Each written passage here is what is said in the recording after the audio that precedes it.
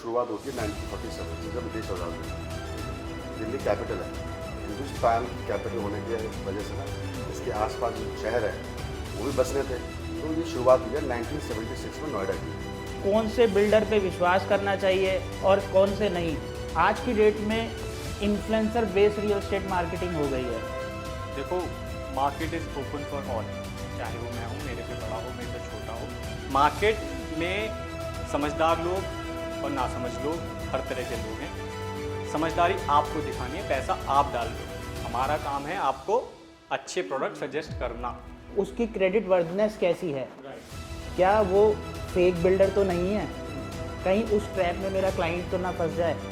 Sir, आज market का trend किधर है, इन मार्केट्स में क्या चल रहा है, थोड़ा सा उसे ब्रीफ करिए जो हमारे व्यूअर्स ढंग से समझ पाए। मार्केट अप स्पीड है। आज से 5 साल पहले जो कॉर्पोरेट्स आते थे उनकी जबकि थिंकिंग और आज जो कॉर्पोरेट आ रहा है उसकी थिंकिंग में क्या फ़र्क आ रहा है। दुबई में शेख जायद रोड और आजकल सबकी नज़र है हमारे एक्सप्रेसवे पे। तो मैं हर किसी क्लाइंट को ये बोलता हूँ, 3 चीज़ देख ली, खत्म कर दो। अगर सर कॉर्पोरेट लीजिंग में 3 बिल्डिंग देख ली, कर दो खत्म। एक बार को मैं जेन्युइन इसलिए बोल रहा हूँ उस चीज़ को, वो उस लेवल की एम्यूनिटीज फैसिलिटीज उस चीज़ को जस्टिफाई भी करेंगे जो डेवलपर्स आज तक लैंड लेके आए हैं सेक्टर 22A में 22B में। चाहे वो एस है, वो गौर है, चाहे वो पूर्वांचल है, वो एल्डिको है। प्रॉब्लम क्या है, आज अच्छे डेवलपर्स आ चुके हैं, ये प्रॉब्लम नहीं है। ये नोएडा मार्केट के लिए अच्छी बात है। 2700 करोड़ की इन्वेंट्री उनकी बिकी है जो एज पर मैक्स वो बता रहे हैं। बिल्कुल। वर्ल्ड का सबसे बड़ा मोबाइल मैन्युफैक्चरिंग प्लांट नोएडा के अंदर है। तो हमें एक चीज़ बहुत बड़ी फील हुई कि यहाँ एक बहुत बड़ा गैप है, थोड़ा प्रोफेशनलिज्म भी कम है और पुल भी कम है क्लाइंट्स का, क्योंकि जो लोकल्स हैं उनके लिए वो रेट बहुत ज़्यादा है।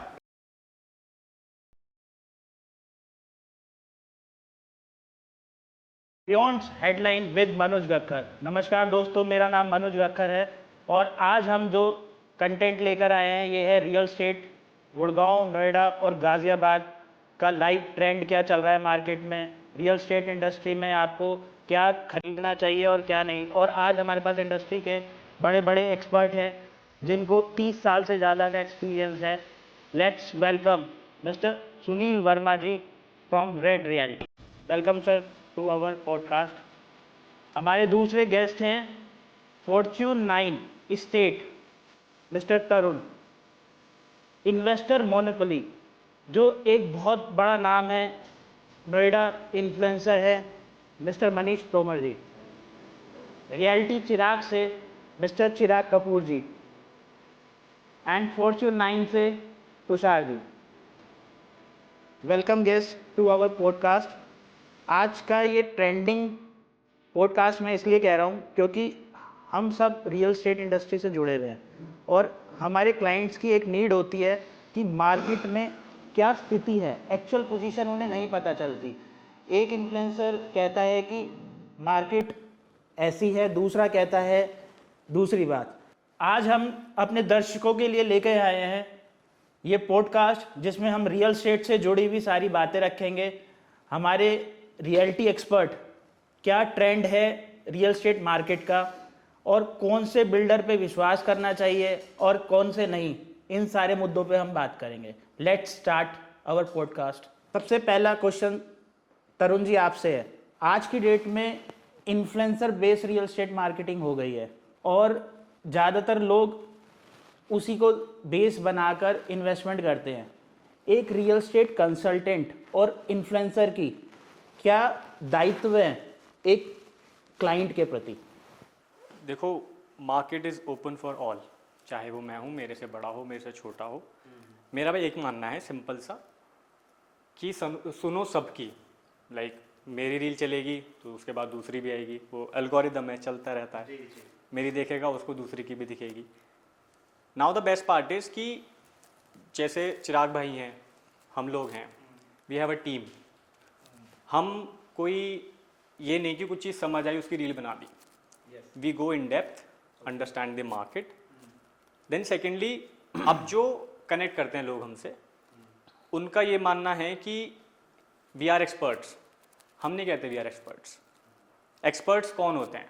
आपने मेरे को कॉल किया, आपने मेरे से मेरी कंसल्टेशन ली, मेरा पीओवी लिया कि आप ये प्रोडक्ट देख रहे हो, आपको ये प्रोडक्ट देखना चाहिए या नहीं देखना चाहिए, या मेरे पास जो ऑप्शंस हैं मैं अपने ऑप्शंस बताऊंगा.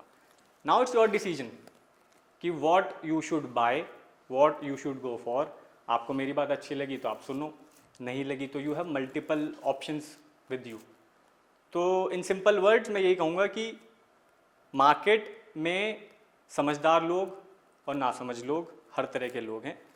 समझदारी आपको दिखानी है, पैसा आप डाल रहे हो, हमारा काम है आपको अच्छे प्रोडक्ट सजेस्ट करना.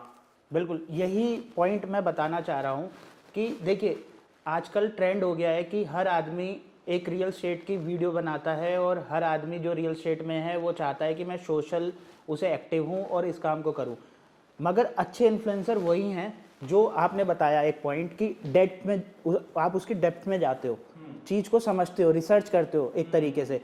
पहले आप ये देखते हो ये प्रोडक्ट लेने लायक है, कोई मेरी तरफ से गलत ना जाए, पिच करने लायक है या नहीं पिच करने लायक है कि उसकी क्रेडिट वर्दनेस कैसी है, क्या वो फेक बिल्डर तो नहीं है, कहीं उस ट्रैप में मेरा क्लाइंट तो ना फंस जाए.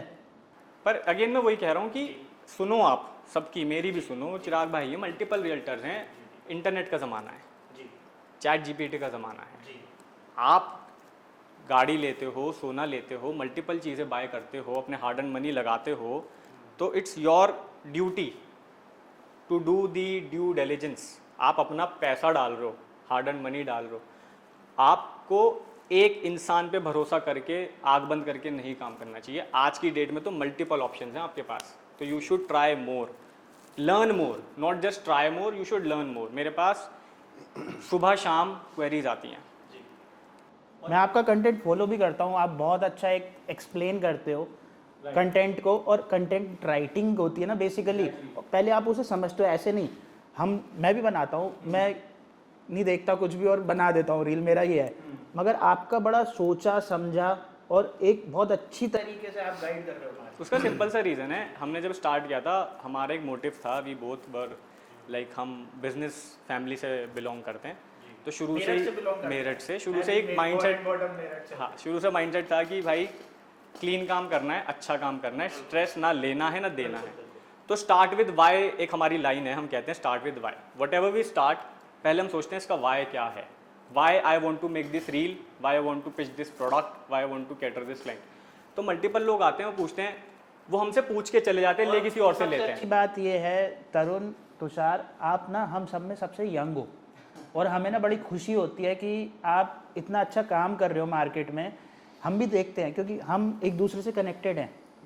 आज हम बैठे हैं, एक हमारी वाइब सेम है और हम एक दूसरे से कनेक्टेड है, और हम ये भी चाहते हैं कि व्यूअर्स को जो पॉइंट जाए ना वो वेरीफाइड जाए. मगर सोशल मीडिया की दिक्कत क्या है, वो वेरीफाइड नहीं जाती, कुछ भी जा रहा है. कंटेंट तो भैया आप देखो ना, सुबह शाम बहुत बन रहा है. आप हो इंडिविजुअल, एज ए इंडिविजुअल आप क्या देख रहे हो, आप किसको सुन रहे हो, और आपकी प्लानिंग क्या है. आपका फोकस खुद का, इंडिविजुअल का बहुत ज़रूरी है, खाली सुनने से करने से नहीं होगा. मतलब मेरा कहना ये है.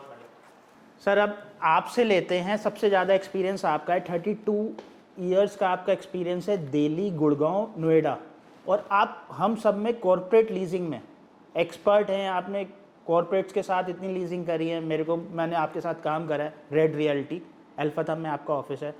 सर आज मार्केट का ट्रेंड किधर है, इन मार्केट्स में क्या चल रहा है, थोड़ा सा उसे ब्रीफ करिए जो हमारे व्यूअर्स ढंग से समझ पाए. मार्केट का ट्रेंड, मार्केट अप उस पे है, और काफ़ी ज़्यादा कॉर्पोरेट्स, पहले मेन हब गुड़गांव था, अब ज़्यादातर जो ट्रेंड है वो वहाँ से कॉर्पोरेट उठ के एयरपोर्ट सर हमारा स्टार्ट हो गया, एयरपोर्ट से. तो नोएडा के अंदर इस समय ये ऊंचाई की तरफ जा रहा है, और काफ़ी अच्छी कंपनीज आ रही हैं, लॉजिस्टिक्स आ रहे हैं, आईटी आ रहा है, और बढ़िया है. एयरपोर्ट अब आया है नोएडा में. आज से 5 साल पहले जो कॉरपोरेट्स आते थे उनकी जबकि थिंकिंग, और आज जो कॉरपोरेट आ रहा है उसकी थिंकिंग में क्या फ़र्क आ रहा है. नोएडा का इंफ्रा थोड़ा अच्छा है, मतलब मेरे को, अब मैं ज़्यादातर नोएडा कर रहा हूँ, नोएडा का इंफ्रा अच्छा है, तो पहले उतना नहीं था, अब जो जैसे जैसे फैसिलिटीज़ बढ़ती जा रही हैं तो उस हिसाब से ये आ रहा है.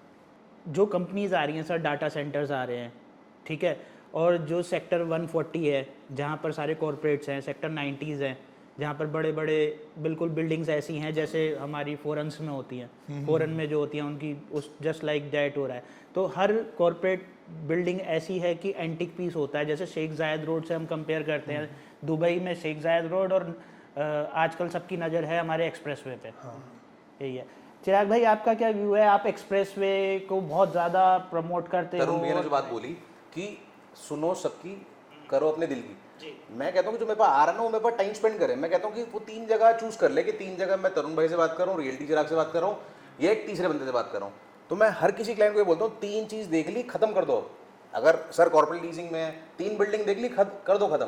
क्योंकि आप 10 ऑप्शन देखते हो, 15 ऑप्शन देखते हो, आप कंफ्यूज की तरफ जा रहे हो, कंफ्यूजन बढ़ जाएगी। फर्स्ट ऑफ ऑल तो सर आपकी एक्सपर्टीज यही है, ये भी मैं देखता हूँ 3 क्वेश्चन हम पहले ही प्रोफाइलिंग कर लेते हैं कि 30 ना दिखा के 3 उसके लिए सिलेक्ट कर लेते हैं। कस्टमर का पेट नहीं भरता ना, कस्टमर का मन कहीं ना कहीं तो उसको रोकना है ना। वो कहता है कि मुझे ये भी देख लिया, अब इसका दो, और उसको लगता है मैं 1-2 करोड़ रुपए खर्च कर रहा हूँ, ये बहुत बड़ा अमाउंट है, तो मुझे बहुत कुछ चीजें देखनी है। मैं कहता हूँ इसको पहले छोटा समझो, ये इसमें ना, इस चीज में ना आप लाइफ में और बहुत बड़ी चीजें करोगे। आप भी 11 साल 12 साल हो गए काम कर रहे हो मार्केट में, हमें भी 20 साल हो गए। तो ये इस पॉइंट में मैं कहूँगा आज ना हम सबके साथ जो सबसे बड़ा मुद्दा आ रहा है, जो यंगस्टर होते थे पहले, क्या होता था नोएडा में 30 लाख रुपए का प्रोडक्ट आ जाता था, तो उसके लिए क्या होता था, वो 5 लाख रुपए लाता था सर, और 25 लाख का लोन हो जाता था 2 मिनट में, और उनकी सैलरी पैकेज उस टाइम 70-80 हज़ार लाख रुपए की सैलरी होती थी।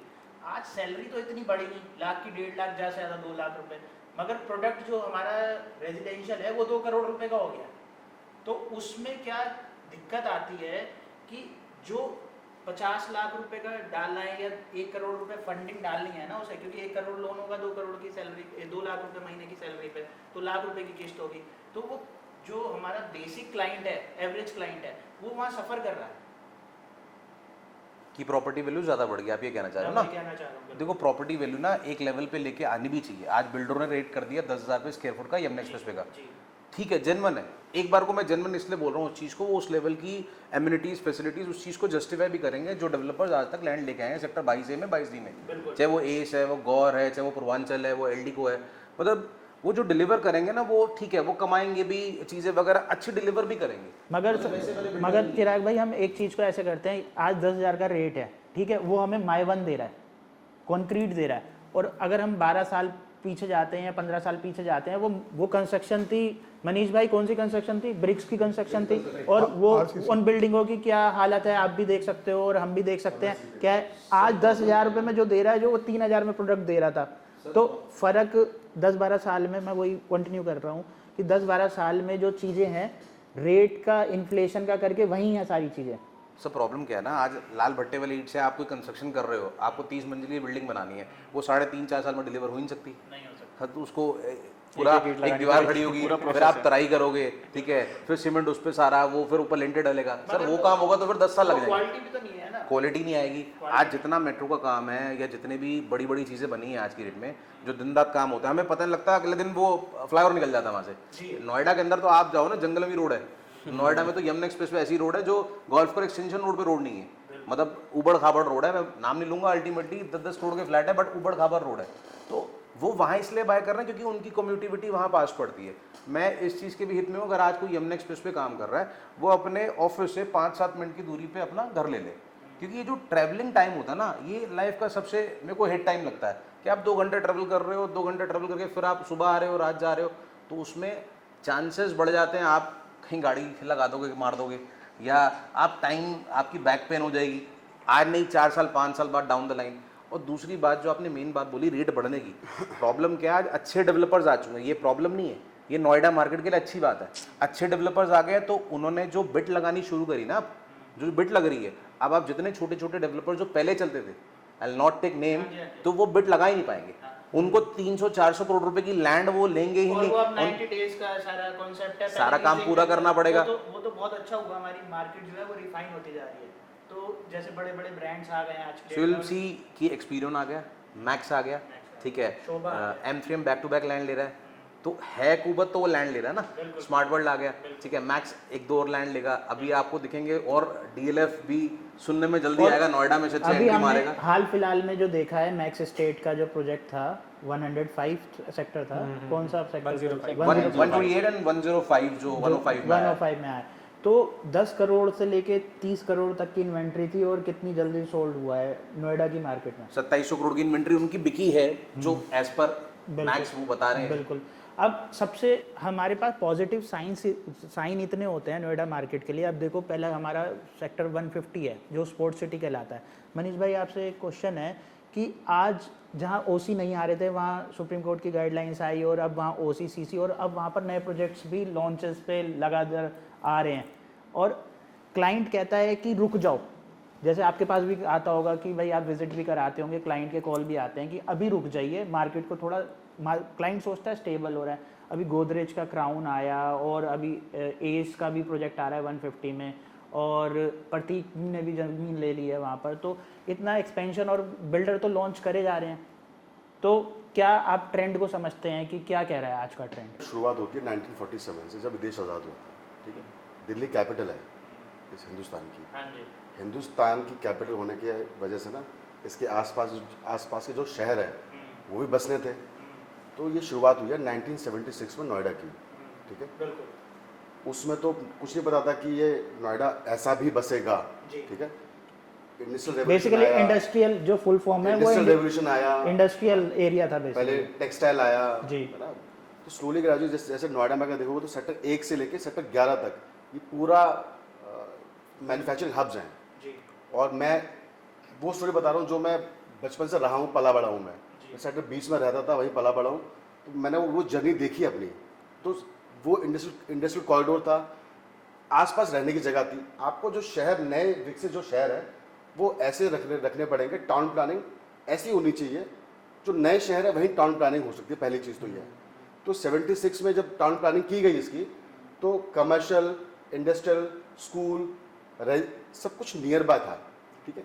अब शहर ग्रो भी होना है, बढ़ना भी है।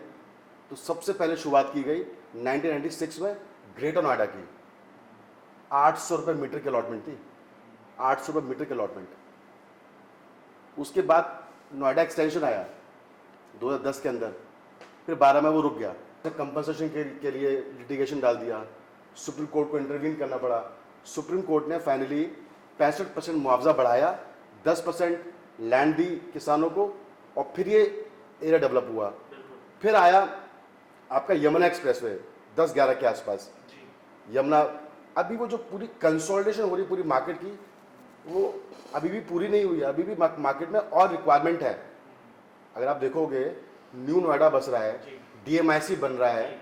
अगर आप पूरे शहर को अगर देखोगे तो इट इज़, जैसे अगर आप बोलो IT, जब टेक जाइंट्स आए, जब IT रेवोल्यूशन आया, तो बैंगलोर में सबसे पहले आया।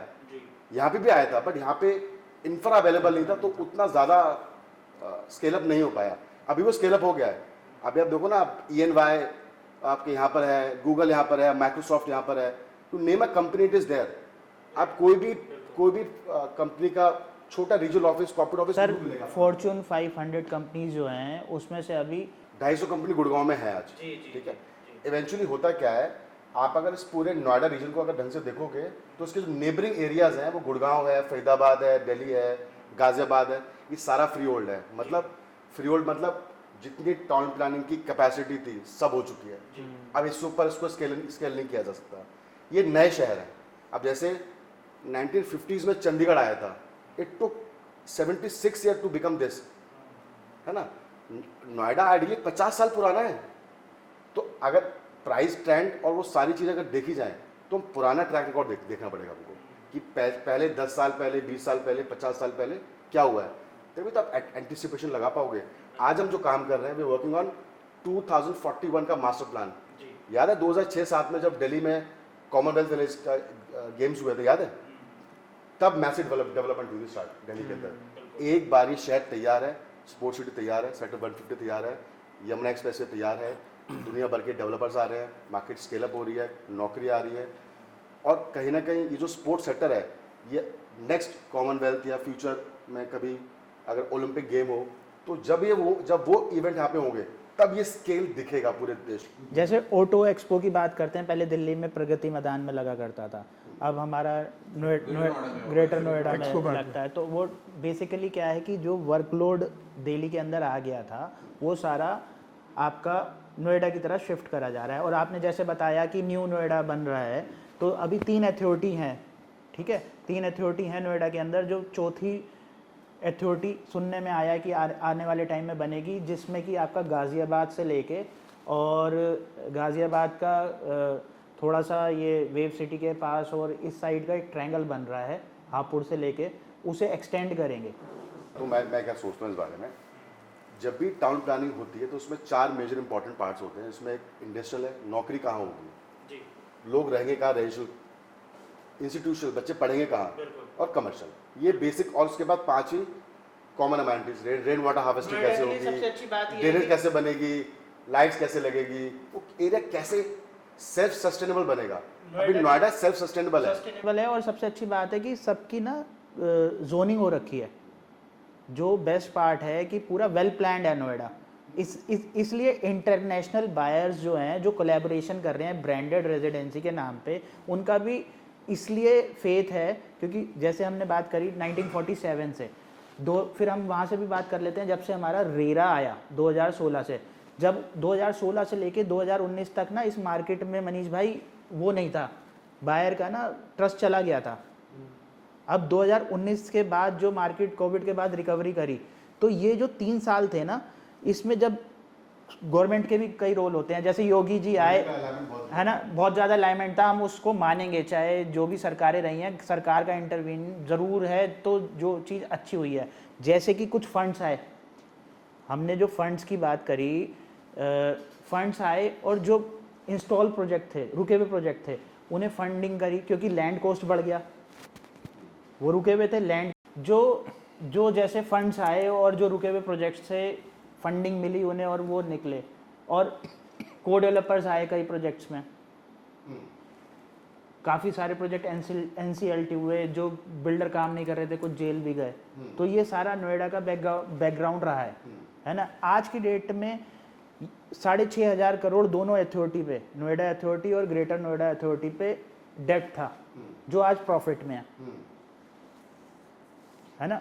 तो आज ट्रस्ट आ गया है बायर को, जो गुड़गांव में इन्वेस्टमेंट करता था वो नोएडा में नहीं करता था, मगर गुड़गांव का इन्वेस्टर भी आज इन्वेस्ट कर रहा है, और जो यहाँ से गया हुआ है फॉरेन में, वो भी फ़ोन करके अपनी फैमिली के लिए यहाँ प्लान कर रहा है नोएडा जैसी मार्केट में।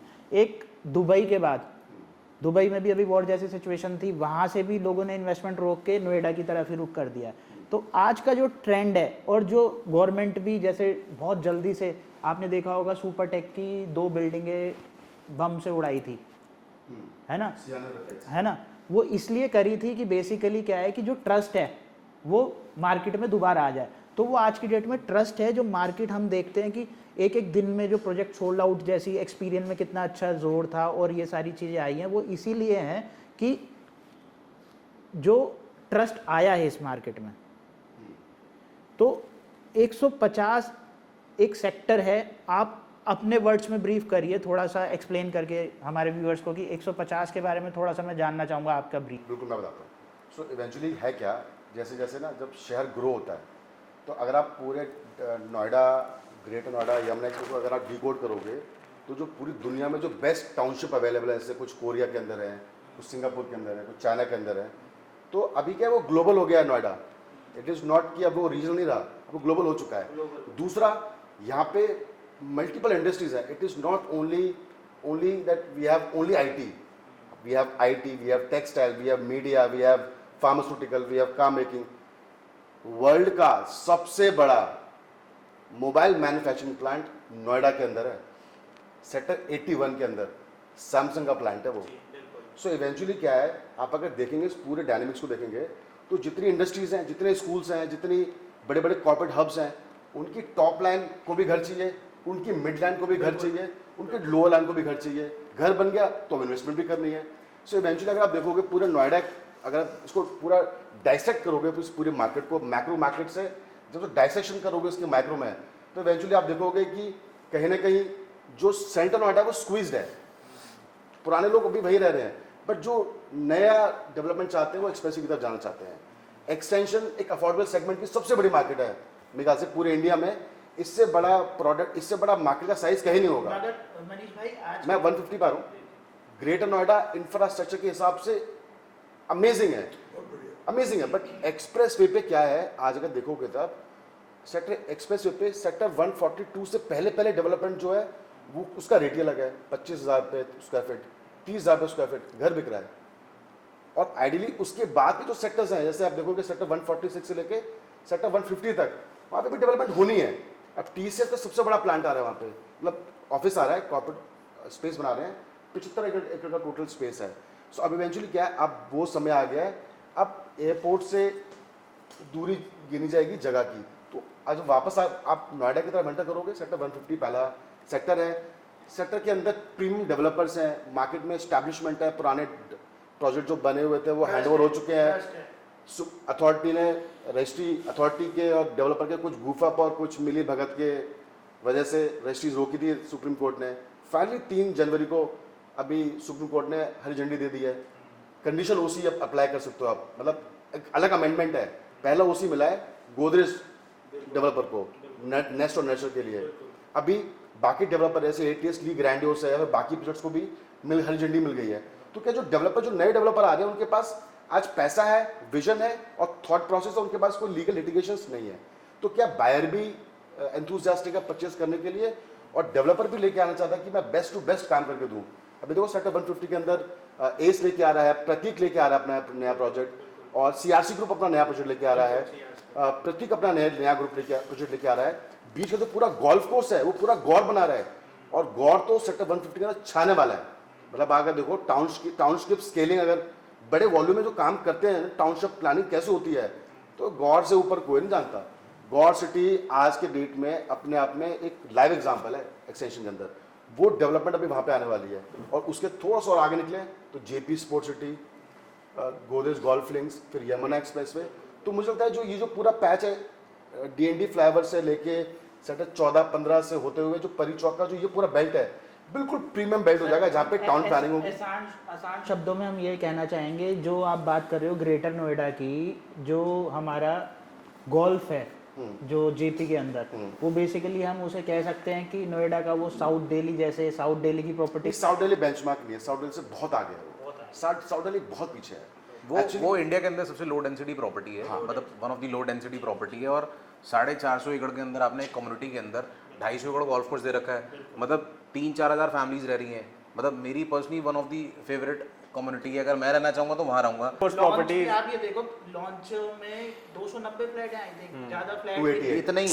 और इतनी ऐसी जो मार्केट कहते हैं कि इतनी गर्मी के अंदर टेम्परेचर हमारा 45 के आसपास जा रहा है, और वहाँ पर साइट विजिट हो रही है, 250 विजिट हो रही है। डिमांड इज फॉर रियल, कोई मजाक नहीं है। सर रीजन क्या है ना, जैसे मैंने गोल्फ कोर्स की बात बताई ना, आप बीच में पूरी बात कंप्लीट नहीं। जो 15,000 गोल्फ कोर्स जो US में है, वहाँ जितनी भी गोल्फ कोर्स वाली प्रॉपर्टी है वो नॉर्मल प्रॉपर्टी से 200% ज़्यादा अप्रिशिएट करती है। वहाँ पर 200% ज़्यादा अप्रिशिएट करती है वर्ल्ड वाइड हर जगह। ठीक है, तो गोल्फ कोर्स अगर मैंने जो आपको मेन अपॉर्चुनिटी बताई एज ए क्लाइंट के हिसाब से, जो व्यूअर्स देख रहे हैं हमारे, तो जो गोल्फ कोर्स वाली प्रॉपर्टी बंदा ले रहा है ना, तो वो तो आप ये समझ लो वो एक सिग्नेचर लग गया उस चीज़ पे, कि आप एक सिग्नेचर प्रॉपर्टी में रह रहे हो, कि गोल्फ कोर्स वाली प्रॉपर्टी कम्युनिटी में मैं रह रहा हूँ। JP ग्रीन्स की वाइब ही फील ही अलग है। जब भी मैं जाता हूँ, मैं पर्सनली, मेरा फेवरेट रेस्टोरेंट है चिराग भाई, एक हमारे को जैसे दिक्कत हुई थी एयर क्वालिटी, ठीक है, एयर क्वालिटी भी ऐसी जगह पर अच्छी होती है। जब AQI ज़्यादा था यहाँ पे, जी, जी, तो जी। ग्रेटर नोएडा का पर्टिकुलरली उसका AQI गोल्फ कोर्स के आसपास का वहाँ कम था। तो ये फर्क तो रहेगा। आप देखो ना कितना ओपननेस आप छोड़ रहे हो। अच्छा, बनाने में उस चीज़ को यूज़ कर सकता हूँ, मैं बिल्डर हूँ, मेरे को आज FSI मिल जाएगी, मैं वहाँ पे टावर खड़े कर सकता हूँ, बट ये मेरी इंटेंशन है कि मैं उस चीज़ को कैसे बनाना चाह रहा हूँ। सेम एक ऐसा बिल्डर गुड़गांव मुझे समझ आता है, सेंट्रल पार्क। आप सेंट्रल पार्क का रिजॉर्ट्स देखना, सेंट्रल पार्क का फ्लावर वैली देखना, मतलब you will gonna love with that property. Amazing कि अंदर रेस्टोरेंट ऐसे हैं कि मल्टी कुजीन रेस्टोरेंट्स हैं, अंदर गुरुद्वारा बना हुआ है। तो जो ऑनर है वो सरदार जी हैं, उन्होंने अपने फार्म में छतरपुर में, उन्होंने अपने घर के अंदर 24 घंटे अखंड पाठ चलता है, उन्होंने अपने घर के अंदर फार्म में गुरुद्वारा बना रखा है। तो ये विजन है, मतलब उसमें विजन उनके पता नहीं कैसे कैसे सुन के भी हैरानी होती। गाड़ी एंटर करेगी तो गाड़ी के टायर धुल जाएंगे, तो अंदर जो पूरी कम्युनिटी है वो गंदी नहीं होगी, कि बाहर से अगर गंदा कहीं से आ रहा है कीचड़ में टायर, तो ऐसी कम्युनिटी है। अंदर इतनी साफ सफाई है, एक एक चीज़, स्कूल, मेडिकल फैसिलिटीज़, और जो डिलीवरीज दी है ना, चाहे वो 3 बेडरूम 4 बेडरूम जितने भी अपार्टमेंट्स है, लो राइज है या प्लॉटेड डेवलपमेंट है, बेस्ट ऑफ ऑल है। मतलब क्या कम्युनिटी है। चिराग भाई, आपने एक बात कही कि उन्होंने अंदर गुरुद्वारा बना रखा है, तो यही चीज़ होती है एक अच्छे रियल्टर की ना, कि बिल्डर की विज़न को वो कैसे कैच कर रहा है। बेसिकली मैंने ये देखा है कि कुछ डेवलपर्स हैं जिन्होंने ना अपने बच्चों के नाम से प्रोजेक्ट्स बना रखे हैं, और मैंने ये भी स्टडी करा है कि जो जैसे अपने दिल के पास होते हैं बच्चे तो उन्हीं के नाम से करते हैं, तो उनका एक इंटेंशन भी होती है कि भाई इसे मैं बच्चे की तरह अच्छा प्रोजेक्ट बनाऊं। तो ये पॉइंट्स होते हैं कुछ जो हमें कैच करने चाहिए, और ये आप लोगों से ही ये वही तो कहते हैं कि हम लोगों की वाइब्स भी मिलती है। मैं उसी को कि प्रोडक्ट की जो हमें इंटेंशन बेच रहे हैं, हम प्रोडक्ट नहीं बेच रहे। अगर किसी डेवलपर ने 3,000 रुपये में मैंने कोई प्रोडक्ट खरीदा, आज मैं 12,000 रुपये पे वो लेके बैठा हूँ, उस डेवलपर की इंटेंशन थी बनाने की। मैं भैया की बात पे कंप्लीट करूंगा, तरुण जी की बात पे। भैया ने कहा सुनो सबकी करो दिल की, तो मैंने उस चीज़ को मेरे दिमाग में चिपक चुकी बात, क्योंकि मैंने 10 साल कर ली, 11 साल कर ली है, मैं तो पीएचडी कर ली रियल एस्टेट में। अब मैंने पीएचडी 10 साल लगा के रियल एस्टेट कर लिया, अगर मेरे पास आ रहे हो तो मैं तो कल को हो सकता है सर्विस चार्ज भी लूंगा मेरी कंसल्टेंसी का। मैं आपको अगर ऐसा प्रोडक्ट बता दूं जिसमें आप पैसा मल्टीफोल्ड टाइम्स कमा लो, और मैंने वो कराया भी किया भी, मैं डंके की छोड़ बोलता हूँ। जितनी रील्स अगर आप मेरे चैनल पे देखोगे तो मैं तो उस चीज़ में, अब आपने पहले स्टार्टिंग में जब हमने पॉडकास्ट स्टार्ट किया था, आपने एक बात पूछी थी कि आज स्क्रिप्टेड चीज़ें होती हैं, मतलब आई नेवर डू स्क्रिप्टेड। तो जो मुझे वाइब आ रही है, जो फील आ रही है, जो मैं अपने लेना चाहता हूँ, जो मुझे पसंद है, मैं वही भेजता हूँ। अच्छा, कल एक किसी का कमेंट आया तो मैंने बड़े अच्छे से उसको रिप्लाई मारा, कह रहा आप सब चीज़ बेचते हो? मैंने कहा हाँ, वो सारी चीज़ें बेचता हूँ जो मेरे कस्टमर के लिए अच्छी हैं। इसमें एक पॉइंट और ले रहा हूँ, हमारा भी कहना ये होता है सर कि जिस प्रोडक्ट में हम जा रहे हैं उसे अगर हम अपने लिए खरीद सकते हैं तो हम अपने क्लाइंट को भी दे सकते हैं, क्योंकि हमारा ट्रस्ट उसमें यही होगा कि हमारे यहाँ मल्टीफोल्ड हो जाएंगे पैसे। सर एक्सटेंशन में प्रोडक्ट था एक चेरी काउंटी, ये बात है 2015-16 की, तो मुझे पर्सनली बहुत पसंद आया। काउंटी का आई थिंक दूसरा तीसरा था, पहले वो ऑरेंज काउंटी इंदिरापुरम में, वसुंधरा में, I think olive county, orange county जो भी शुरू हुआ, सेकंड थर्ड तो चेरी काउंटी बहुत अच्छी चीज़ निकल के आई। अंधों में गाना राजा, काउंटी ग्रुप बहुत अच्छा कर रहा है आज की डेट में, सब जानते हैं काउंटी को, जितनी भी चीज़ें लेके आ रहा है, क्योंकि यहाँ ना कंपटीशन नहीं था, कंपटीशन ही कटा पड़ा था। बेसिकली सर हमने ये भी देखा है जो उसके इन्वेस्टर हैं, ब्रोकर है ना, वो कभी कहीं इधर उधर नहीं जाते। सर मैं 2014-15 में जब साइट विजिट कराता था, 17 में 18 में पोजीशन वॉट जब भी आया उसका क्लब हाउस देख के मुझे ऐसी फील आती थी यार ये घर होते हैं। मतलब अगर मैं हूँ पानीपत से, अगर मेरे को कॉम्प्रोमाइज़ करना है, फ्लैट में रहना है, तो मुझे अगर क्लब हाउस ऐसा मिल रहा है, जिम ऐसी मिल रही है, पूल ऐसा मिल रहा है, तो मैं तो उस सोसाइटी में रहना, मुझे मज़ा आ गया। देखिए रेस्टोरेंट का जो थीम है वो उन्होंने स्टार्ट करी है, उनके हर प्रोजेक्ट में रेस्टोरेंट मिलता है आपको, प्लस इनका कास्केडिंग जो क्लियो काउंटी में दिया है इन्होंने। जब स्टार्टिंग में क्लियो के क्लब का पोजीशन आया था तो वहाँ सैलून एंटर कर रहे हो आप, सैलून है लेफ्ट में, राइट में रेस्टोरेंट है। इस वजह से वहाँ पैसे भी लोगों ने बहुत अच्छे कमाए हैं जो प्रॉपर्टी की, और इतना मतलब बढ़िया रेस्टोरेंट, इतनी अच्छी सर्विसेज, ये मैटर करती हैं कि आपने रेस्टोरेंट खोला तो आपने सर्विसेज ऐसे दे दी, या आप जेपी ग्रीन जाओ, आपको सर्विसेज बहुत बड़ी अच्छी लगेंगी, बड़ी इकोनॉमिकली आपको सस्ती भी लगेगी। यार नहीं, ये प्राइस ऐसे हैं कि ये तो अफोर्डेबल प्राइस है, ऐसा नहीं कि हमने वहाँ पे 5 स्टार रेट कर दिए, उन्होंने प्राइसिंग ऐसी कर दी कि जब घर खाने का मन नहीं है आज खाना, तो वहाँ बैठ के आराम से खाना खा सकता है, उसको लगे यार ये तो बहुत बड़ी चीज़। सर नोएडा के साथ साथ एक बेबी और बड़ा हुआ है हमारा, जिसका नाम है वेव सिटी गाजियाबाद, और उसने भी एक ऐसा एक्सपेंशन करा है NH24 के बाद, जो NH24 बनी थी हमारी, उसके बाद जो वहाँ ग्रोथ आई है, जो प्लॉटों में डेवलपमेंट आई है, और जो इंफ्रा वहाँ का जो डेवलपमेंट हुआ है, तो आप भी करते हो चिराग भाई, वहाँ पर थोड़ा सा आप ब्रीफ करें, मनीष भाई आप भी थोड़ा सा इसमें थोड़ा सा। वेव सिटी की सिचुएशन एक टाइम पे ऐसी थी 2018-19 के आसपास की 20-25-30 हज़ार रुपये गज के प्लॉट ऐसे व्हाटएवर काइंड ऑफ ऐसी चीज़ें आती थी, तो लोगों को लगता था यहाँ कुछ नहीं बढ़ने वाला। 9,000 एकड़ की ज़मीन है वेव वालों पे, और अगेन कोई इस समय कुछ ज़्यादा एक एक्टिव फेस नहीं था उनका उनकी तरफ से, क्योंकि जब से पॉन्टी चड्डा साहब जब से गए हैं तो उसके बाद में चीज़ें लोगों को लगी कि यार वेव ना ख़त्म हो गया या ऐसा हो गया। हालांकि अगर वेव की क्रेडेंशियल देखे जाए या चीज़ें बैकग्राउंड देखा जाए तो इतने ज़्यादा स्ट्रॉन्ग है कि हम अगर यूपी में चीनी खा रहे तो उनकी बनती है, पेपर बन रहा है तो उनका बन रहा है, बाकी बहुत सारी industry, wave cinema, wave malls, मतलब वेव की दुनिया तरह की चीज़ें जो काफ़ी लोगों को नहीं पता, उतनी इंडस्ट्री में वो हैं। तो इतना बड़ा लैंड उन्होंने धीरे धीरे करते करते जब ऐसा लगा तो उन्हें बाकी डेवलपर्स को, को डेवलपर्स को भी दिया। जैसे जेपी आप एक्सप्रेस पे यमुना देखते हो, को डेवलपर्स बाकी आए, purpose is to active that community. ये नहीं है कि मैं सारा खाना खुद ही खा लूँ। कभी कभार क्या होता है कि हम जैसे आज 5 लोग पॉडकास्ट कर रहे हैं तो 5 लोगों का इसमें ज्ञान पड़ेगा तो कुछ ज़्यादा अच्छी बात निकल के आएगी व्यूअर्स के, तो वही वाली बात है। अगर ये 1-on-1 होती ये वन ऑन वन डिस्कशन होती अब तो हो सकता ना होगा इतना मेरे कुछ। को आपने इतनी अच्छी रिसर्च कर रखी है गोल्फ के ऊपर, मेरे को नहीं पता था मनीष भाई 15 आप दोनों का इतनी एक्सपर्टीज है गोल्फ के ऊपर कि 15 सर इस एक्सपर्टीज पे अगर कोई 12,000 खर्च करा ना, बिल्कुल, मैं 4,000 रुपये फुट फालतू खर्च करवा सकता हूँ इस एक्सपर्टीज पे। बिल्कुल 4,000 फालतू भी खर्च करेगा और गोडरेज के अलावा कुछ लेगा भी नहीं। जी। और जो आज गोडरेज ने, देखो पता क्या है प्रॉब्लम क्या आई, गोडरेज के साथ में कुछ चैलेंजेस आए यहाँ पे नॉर्थ इंडिया मार्केट में। उनको लगा नहीं अच्छे लोग हैं, साउथ के लोग हैं, उनको लगा नॉर्थ इंडिया वाले अच्छे होते हैं, चलो जीवी कर लेते हैं। यहाँ के कुछ लोकल थे लोग वो वगैरह, दिक्कत आई थी, चीज़ें आई, बिल्कुल, बिल्कुल। तो जिनकी लैंड थी डेवलपर्स की थी, किसी की भी थी, तो उनके तो खुल गए दिमाग के घोड़े कि भैया ये क्या हो गया हमारे साथ, ये तो हमारे साथ उल्टा ही पड़ गया, जो हम चीज़ हमारे हाथ में नहीं, अब हम क्या करें। बट कई सिचुएशन में उनके अच्छी भी, जैसे गोदरेज गोल्फिंग से, बिल्कुल ठीक है, कहीं उनको चैलेंजेस भी फेस करने पड़े। So coming back to the point कि अगर आज आप खुद एज अ इन्फ्लुएंसर या एज अ मार्केट गाइडर आप वर्किंग खुद कर लोगे ना 3 4 5 चीज़ों के एक टाइम पे ना, तो वही प्रोडक्ट बताओ एक यहाँ पर एक क्वेश्चन और बन रहा है, आपने बिल्कुल बहुत अच्छी बात कही। जैसे गोदरेज एक ब्रांड है, ठीक है, हम सबको पता है 100 साल पुराना ब्रांड है गोदरेज, और वो प्रॉपर्टी में आया। ऐसा नहीं हो सकता कि गोदरेज के सारे प्रोजेक्ट ही अच्छे हों। ये भी हमारे क्लाइंट को हमें समझाना है कि सारे पॉइंट अच्छे हों गोदरेज के। जैसे कुछ इन्वेंट्रीज आज हमारे पास आ रही हैं कुछ प्रोजेक्ट्स में जो रेट टू रेट ही हैं बनने के बाद आज डिलीवरी पे, तो ये भी हमें देखना होता है उसमें। मैं गोदरेज ट्रॉपिकल आइल और जार्डन की बात सर कर रहे अगर हो, आप नाम लेके बात कर रहे हो तो सर मेरे पास साउथ स्टेट का भी ज़्यादा गोदरेज साउथ स्टेट का भी बहुत अच्छा वो नहीं है। क्या होता है ट्रॉपिकल और जार्डिनिया का क्या सीन है, आप एक चीज को समझो।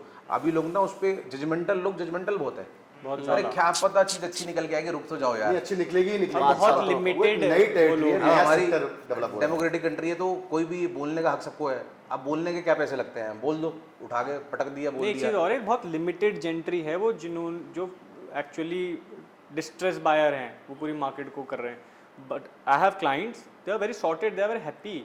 यार मेरे पास कुछ साल इसको होल्ड कर लेगा ना। एग्जैक्टली 20,000 का प्रोडक्ट है वो आराम से, मिनिमम। और रहने के लिए it will be a paradise. Sir आप बॉम्बे गए हो कभी? हाइप हो गया है वो। आप बॉम्बे गए हो ना, तो बॉम्बे और नोएडा में आपको क्या फ़र्क लगता है? मतलब मैं भी I have been to Bombay recently, तो मुझे एक चीज़ मुझे पता लगी। तो ये जो हम फाइट जिस किसी और चीज़ की कर रहे हैं ना, जिसका कोई मुद्दा ही नहीं है, तो आपको बताऊंगा क्या लगता है आपको बॉम्बे और नॉर्थ इंडिया में फ़र्क या एनसीआर में फ़र्क। चलो सर मैं बताता हूँ काट पीट के आपको बात। सर इतनी भसड़ है, वहाँ कुछ मिल जाए वो अच्छा है, तो वहाँ पे लोग ऐसे रह रहे हैं, आपको ऐसे देखेंगे ऊपर के जो घर बने हैं, मेट्रो नीचे चल रही है, 2-3 करोड़ घर है, वो लग ही नहीं रहा कि 2-3 करोड़ का। वहाँ यहाँ वाला बंदा उसको चौल बोलेगा, यहाँ वाला बंदा जितने नखरे लेके बैठा हुआ है ना, उसे चौल बोलेगा।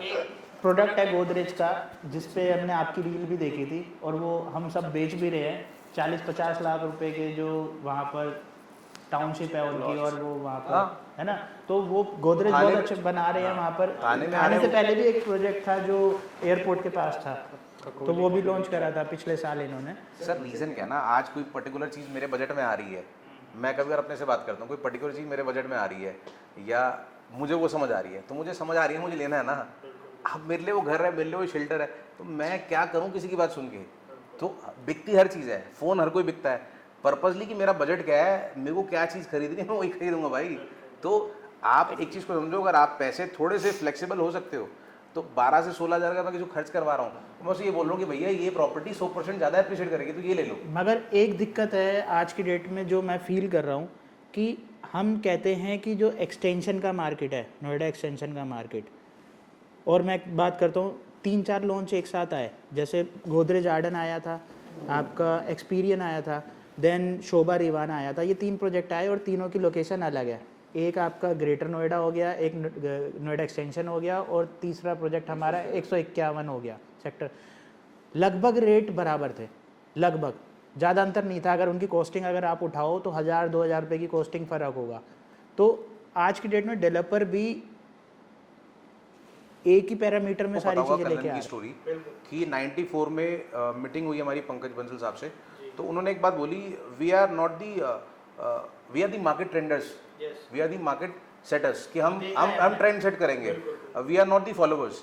18,000 का रेट आया, सबका मुंह उतर गया। कलिनन का 18,000 का रेट आ गया, 18,000 ऐसे हो गए, पता नहीं क्या आ गया, लोगों के धड़कने रुक गई। तो 14-15 हज़ार रुपये उस समय एक रेट होता था, तो 18,000 में बहुत बड़ा रेट हो गया, तब भी बिका। आज उसके बाद से चिराग भाई मार्केट भी चेंज हो गई। हाँ तो 18 वाली Sentiment 27 भी change होगी, होगा, sentiment भी 27 भी होगी। आज 27 के लिए लोग पैरों में पड़ जाते हैं, दे दो 25-26 हज़ार में, कलन दे दो, कलन दे दो। क्या चीज़ निकल के आई है वो, मतलब वो क्या चीज़ है, मतलब वो एक ऐसा फ्लैगशिप प्रोजेक्ट है, मज़ा आ जाएगा जब वो चीज़ बनेगी। लोग वहाँ पार्टी कर रहे होंगे बैठ के, मतलब हवाबाजी करेंगे। जिसका घर होगा तो उसके लिए तो ब्लेस्ड है, बट ट्रम्प टाज आ रहा है। सो अगर वो कोई चीज़ लेके आ रहे हैं किसी विजन से ना, तो बात में दम, अगर बिल्डर की बात में दम है ना, आपने बोला एक्सटेंशन में वो रेट है, वहाँ वो रेट है, ये ना सारे डेवलपर है, 20-20 भी लेके आएगा, बिकेगा। उन्होंने वर्किंग जरूर करी होगी। क्या होता है, ऐसे डेवलपर्स क्या करते हैं, पहले मार्केट का 6 महीने 3 महीने सर्वे करते हैं, बहुत अच्छे तरीके से। इनकी टीम होती है जो छुपी हुई टीम होती है, जो किसी को दिखती नहीं है, वो पीछे बैठ के पूरी वर्किंग कर रही होती है। वो हर किसी रियल्टर को फोन मिलाती है कि भाई ऐसा आ जाए तो कैसा रहेगा, यार ये रेट आ जाए तो कैसा रहेगा, और वो नेचुरली उनको नहीं पता, बताना नहीं होता। तो ऐसे हीरो ग्रुप भी आ रहा है, बात करते करते ध्यान है, हीरो ग्रुप आ रहा है, एमयू सेक्टर में, ग्रेटर नोएडा में आ चुका है। तो अब चीजें क्या कि उनको अपना रेट लेके चिराग लिया चिराग लिया।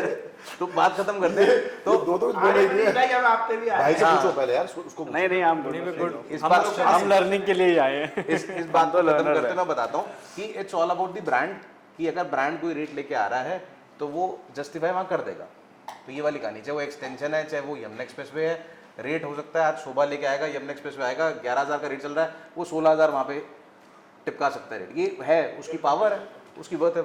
आप दोनों पहाड़ों पे भी काम कर रहे हो आजकल, और हम रील में देखते हैं कि भाई यहाँ गर्मी हो रही है और ये दोनों पहाड़ पे मजे कर रहे हैं तुम दोनों काम कर रहे हो वहाँ पर। अब हमें बताओ हम कैसे करें उसे, क्या चीज़ है, क्या नया कर रहे हो आप लोग? फॉर्च्यून को कनेक्ट करो बस। नहीं वो तो हम कनेक्टेड है, थोड़ा सा व्यूअर्स के लिए। पहाड़ पे क्या बेच रहे हो आप लोग? देहरादून और हिमाचल, एल्डिको, टेरा ग्रैंडे, अच्छा, कसौली और ऋषिकेश, और देहरादून में 9-10 करोड़ रुपए का एल्डिको। टीजी, हाँ 8.5 करोड़ का है। थोड़ा सा बताओ, ब्रीफ करो। इसमें हमने ना, हम एक दिन ट्रिप पे गए थे मसूरी, और वहाँ पे हमारा एक कजन रहता है अमोक मेरे को अग्रवाल। थोड़ा सा एक वो है, जी मैं इन्हें ज्यादा देखता हूँ जी on screen. I am the backend guy. He is a backend guy, marketing, YouTube strategy, सब कुछ ही इज द गाय। कौन सा मार्केट नया ओपन करना है वो सब आप दोनों स्टडी भाई मेरी हो? है। दोनों जी भाई, जी, real भाई हो? We are brothers. वाह वाह। तो कौन बड़ा है कौन छोटा है? मैं बढ़ाऊँ।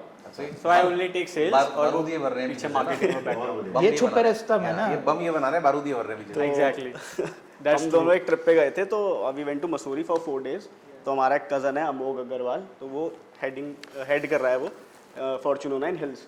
तो हमने दोनों ने नोटिस किया कि यहाँ इतना डेवलपमेंट आ रहा है, और फिर हमने ट्रिप पे जब एंड हुई तो हमने 2-3 डेवलपर्स लॉबी में ऐसी बस हम चले गए। तो हमें एक चीज़ बहुत बड़ी फील हुई कि यहाँ एक बहुत बड़ा गैप है, और थोड़ा प्रोफेशनलिज्म भी कम है, और पुल भी कम है क्लाइंट्स का, क्योंकि जो लोकल्स हैं उनके लिए वो रेट बहुत ज़्यादा है। बेसिकली तुषार, मैंने जो देखा है ना, जी 2012 में भी मैंने हिल्स पे काम करा था। जी तो ये जो प्रॉपर्टी होती है ना, इसके सिलेक्टेड बायर्स होते हैं। एग्जैक्टली बस। वो गैप हमने फाइंड किया। वहाँ पे प्रोफेशनलिज्म नहीं था बिल्कुल भी, और वहाँ के डेवलपर्स वर लाइक कि हम ब्रोकर से डील नहीं करते, they were straight on the face. Developers की हम ब्रोकर से डील नहीं करते, they were on the face, direct sales करते हैं। डायरेक्ट सेल्स करते हैं। लिमिटेड मनी, पर हम है ना, भी कम नहीं है, इन्वेंटरी है, पहाड़ है, एक पहाड़ है, लिमिटेड नहीं। तो जब वो बहुत प्रोजेक्ट्स हैं वहाँ। जब वो Limited सोएगढ़ी नहीं। को टाउनशिप लॉन्च करेंगे ना, Developer के पास तो हम limited डेवलपर से डील नहीं करते, बोल देना। डेवलपर के पास लिमिटेड। नहीं, द चैलेंज वॉज भैया कि जो वहाँ का लोकल ब्रोकर है ना, वो उस लेवल के क्लाइंट को नहीं ला पाता। हाँ, मैं समझ लाइक रहा हम हूँ। जो वहाँ प्रोडक्ट बेचे, we are selling Tatva. Now Tatva is about 20,000 rupees a square feet today, Dehradun में अंडर कंस्ट्रक्शन, 5 साल बाद डिलीवरी है उसकी। अब वहाँ का लोकल ब्रोकर क्या था, 20,000। भैया दिल्ली गुड़गांव का भी रेट नहीं है। दिमाग खराब है डेवलपर। अब वही हमारी पिक्चर आती है कि will tell you why Tatva is Tatva today. तो we are doing good at Tatva. Tatva क्यों तत्वा है, picture क्योंकि दिखानी वहाँ पड़ती है। किसी भी डेवलपर वो क्लब हाउस नहीं दे सकते, क्योंकि पहाड़ी पे क्लब हाउस बनाना ये सब नहीं है possible. Tatva is the only product जिसे कॉन्फ्लुएंस डिज़ाइन किया है, जो काउंटी और गुलशन के साथ काम करता है, और इसलिए वो महंगा भी है, और उनकी SOPs भी उसी तरीके से हैं जो वहाँ क्लाइंट्स ले रहे हैं। जैसे पीयूष बंसल है, लेंस कार्ड वाले, अच्छे टॉप बिजनेसमैन वहाँ पे ले रहे हैं। हमारे जो क्लाइंट्स हैं वो मोस्टली NRI हैं वहाँ पे। तो इसलिए देहरादून और Kasauli is the next big thing, क्योंकि एल्डिको ने भी वहाँ पे 3-4 अच्छे लैंड्स लिए हैं। एल्डिगो ये ना उनकी रिसर्च टीम है, और वो पूरे ऑल इंडिया, जैसे गोवा मार्केट भी उन्होंने बहुत अच्छा कैच करा था। TG की जो ब्रांड है ना, इनकी टेरा ग्रैंडे, ये अब आउटस्कर्ट्स को कैटर कर रहे हैं। टेरा ग्रैंडे और ये लैंड एक्विजिशन में बहुत मास्टर इनफैक्ट इनका बहुत जितना भी अच्छा है, छोटी सिटीज में भी है ना, पानीपत में भी पानीपत में भी है। इनका विला कम्युनिटी है, पेनिट्रेशन बहुत अच्छी है। वन ऑफ द बेस्ट है। रुद्रपुर वाली? एलडी अच्छा, पानीपत टोल पे मेरे घर के बराबर में, तो पानीपत टोल के करनाल टोल, पानीपत टोल कहते हैं, एलडीको की टाउनशिप है, बहुत सुंदर है, बहुत सुंदर मतलब अमेजिंग चीज बनाई है क्लब हाउस में। बहुत अच्छा बट टीजी के under they are bringing only luxury. उसके सीईओ है मिस्टर अमर कपूर, वो भी मतलब अलग हैं, वो अलग डिवीजन है एल्डिको का टीजी। उसकी टीम, उसका मैनेजमेंट, उसका सीआरएम, Second homes. सब कुछ अलग second है। homes working on second Second home home में। पे- बट working अगेन देखा जाए तो ये एलडीको यूथोपिया के टाइम से 93 सेक्टर से, जब एटीएस विलेज की कहानी आई थी यहाँ पे नोएडा में, जब गड़ी गई थी, जब एक्सप्रेस पे हाईवे नहीं बना था, 2003 आपको तो बड़े अच्छे से पता ना कि ये जो एटीएस 93 वाला जो सेक्टर है, सर वहीं रहते हैं, तो 2004-5 बहुत अच्छे में बनाता का, है और यूथोपिया में आज की डेट में I think one of the, मतलब सबसे अच्छी आज एंट्री वहाँ पे रहती है। आज भी बहुत सुंदर है वो। आज भी बहुत सुंदर है, बहुत मेंटेन है। बट मैं आप सबको बोलूँगा, I would recommend please go and show के दो प्रोडक्ट्स एल्डिको के, सिरमौर वाले और ऋषिकेश वाला, यू विल लव इट। आप लोगों के पास वो जेंट्री है, वो क्लाइंट्स है जिनको वो घर चाहिए, and it is not about money, it is about the experience Eldeco is giving, trust me on that. आपके मतलब का प्रोडक्ट है, you are the realtors, right realtors who should sell that product. एक प्रोडक्ट मैं भी इसमें ऐड करूंगा, इसमें एक कैंची धाम के पास में एक मेरे फ्रेंड है सूरी डेवलपर्स के नाम से, Okay. उनका प्रोडक्ट आ रहा है, तो उसमें मेरे ख्याल से 80-90 स्टूडियो अपार्टमेंट है, सर्विस अपार्टमेंट है, उन्होंने 4 स्टार, नहीं वो सब चीज़ें डन है, RERA everything is totally done, तो उसमें उन्होंने एक 4 स्टार चेन भी फाइनल कर दी है, जो कैंची धाम से पहला एक रिजॉर्ट पड़ेगा, और उसमें एक्सक्लूसिव 25-30 विलाज हैं, आई थिंक 2.5-3-3.5 करोड़ का विला है, और बहुत अमेजिंग चीज़ है, हर चीज़ें पूरी ग्रीन झंडी के हिसाब से वो काम कर रहे हैं, टोटली क्लियर सेट। मतलब होता है ना कि ये चीज़ नहीं है, जैसे आपने बोला रेरा नहीं है, मतलब जिस तरीके से मैंने जब उनका विजन देखा, जब मैं भाई के बैठा, क्योंकि we live in the same society, so मेरे 5 फ्लोर ऊपर वो रहते हैं, तो जब बैठे हम तो देखा, मैंने कहा तुमने, कह रहे हैं इसके अलावा काम बताओ, आपसे पता करना था इसके अलावा काम इसमें क्या और ऐड ऑन हो सकता है। मैंने कहा भाई आपने पूरा A to Z डाल दिया बहुत अच्छे तरीके से, कह रहे हमें नीट एंड क्लीन काम करना है, super duper neat and clean, कोई किसी को कोई एश्योरिटन, कोई कुछ कमिटमेंट पहले पोजीशन से पहले स्टूडियो ले रहे हो, ये कर रहे हो, कह रहे कुछ नहीं, बट पोजीशन के बाद ऐसी चीज़ बना रहा हूँ, मज़ा आ जाएगा, कुछ चीज़ें वो अपने पास होल्ड भी कर रहे हैं, तो ये विजन होता है कि कैंची धाम तो वैसे भी हॉटस्पॉट है। मनीष भाई अभी आपको हम फॉलो कर रहे थे काफ़ी दिन से आपके चैनल में, तो बड़ी हलचल हो रही थी DLF, आप ट्रेनिंग के लिए भी गए थे, तो कुछ आने वाला है नोएडा मार्केट में, हलचल है? DLF से डायरेक्ट फोन आया इनके पास में। एक्चुअली मैं एक्स DLF रह चुका हूँ, मैं पहले DLF का एम्प्लॉय था, और सो मैं क्या देखता हूँ DLF के आने से ना मार्केट में क्या है कि एक्चुअली क्या है कि अगर आप देखोगे ना, जैसे पूरा इंडिया ग्रो हो रहा है, तो वैसे सारे स्टेट्स ग्रो हो रहे हैं, नोएडा भी वैसे ही ग्रो हो रहा है, एक नई लीप ले रहा है, एक नया एवोल्यूशन आ रहा है मार्केट के अंदर। मुझे याद है जब M3M करेनियन लॉन्च हुआ था, तो मेरे क्लाइंट ने मुझे फ़ोन किया, बोला मनीष भाई वो M3M की दुकान आई है, तो मैंने कहा भैया क्या, कौन सी दुकान? तो बोले कि वो 18,000 रुपये स्क्वायर फीट का रेट है, तो मैंने बोला सर वो दुकान नहीं है, वो घर है। तो वो बोले मनीष 18,000 रुपये की का घर बिके कहाँ पे अब? मुझे याद है उसमें गुलशन डायनेस्टी, कल्पतरू, पार्क्स लॉरियट, ये सब 8-8,500 रुपये ट्रेड करते थे, सडन जंप आया, आज एक भी प्रोडक्ट इनमें से 25,000 से नीचे नहीं बिकता, 25,000 रुपये स्क्वायर फीट। वह जंप क्यों आया, just to understand the audience कि ये जंप कैसे आया, दिस व्हाट मैटर्स। हाँ, तो बेसिकली क्या होता है ना, जैसे इन्होंने बताया था शुरू में कि ट्रेंड सेटर एक्चुअली है क्या, ये हुआ क्या, दिल्ली NCR में कॉर्पोरेट है, नौकरियां हैं, बड़े बिजनेस हैं, बड़े स्कूल्स हैं, अब हर कंपनी का, जैसे आप IT इंडस्ट्री है या फिर कोई मीडिया कंपनी है, कोई स्कूल है, उसमें तीनों लेवल के लोग काम करते हैं ना, बट उनको उस जगह चाहिए, वहाँ रहना है जहाँ डेंसिटी लो हो। एक ही थंब रूल है, जो महंगा है ना वही महंगा होगा, सस्ता कभी महंगा नहीं हो सकता। बहुत बढ़िया टैग लाइन बताई है आपने, और ये फैक्ट है, हम भी यही ऑब्जर्व करते हैं कि आदमी कहता है कि मैं एक जगह पर, जैसे मैं नोएडा एक्सटेंशन की बात करता हूँ, एक डेवलपर 16,000 बेच रहा है शोभा जैसा, एक दूसरा वो 12,000-13,000 में ट्रेड कर रहा है, मगर शोभा बेच रहा है, एक तो उसकी एक्सपर्टीज़ है, प्लस बैकवर्ड इंटीग्रेशन है, प्लस क्या है कि जो ग्रोथ शोभा दे देगा वो दूसरा product. Shobha they are not contractors, they are not building homes, they crafting homes, वो घर क्राफ्ट करते हैं।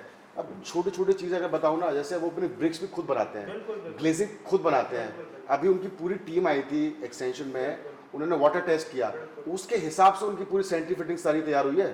अब इमेजिन करो ये डेवलपर एयरपोर्ट की वजह से उसको बहुत माइलेज मिला और कॉर्पोरेट्स आ गए, और बाहर से जब वो कन्वीनियंस हो गई लोगों की, फॉरेन कंसल्टेंट्स विदेशों से कंसल्टेंट आ रहे हैं, यहाँ पे काम कर रहे हैं, मैन्युफैक्चरिंग यूनिट को संभाल रहे हैं, नई टेक्नोलॉजी इंटीग्रेट कर रहे हैं, तो उनके बिजनेसेस फ्लरिश हो गए, राइट। अब वही क्या है, स्लोली ग्रेजुअली नोएडा में भी वही जो हमारे पे इंडस्ट्रीज़ हैं यहाँ पे, जो उनका स्केल अप अच्छा हो गया है, मेट्रो की कनेक्टिविटी आ गई है ना, एक्सप्रेसवेज और कनेक्टेड हो गए हैं, यमुना एक्सप्रेसवे कनेक्टेड हो गया है, बट मल्टीपल NH24 देखो कितना फ्लरिश हो गया, तो क्या जाना ना कन्वीनियंट हो गया है। अब क्या है कि मान लीजिए कोई बड़ा बिजनेसमैन है, अगर उसको रहना है, सो इवेंचुअली एक मेरा बहुत इंपॉर्टेंट थॉट है, जो वेल्दी लोग हैं ना, जो रिच लोग हैं, वो कम से कम लोगों के बीच रहना चाहते हैं, क्योंकि दे डोंट हैव टाइम, है ना।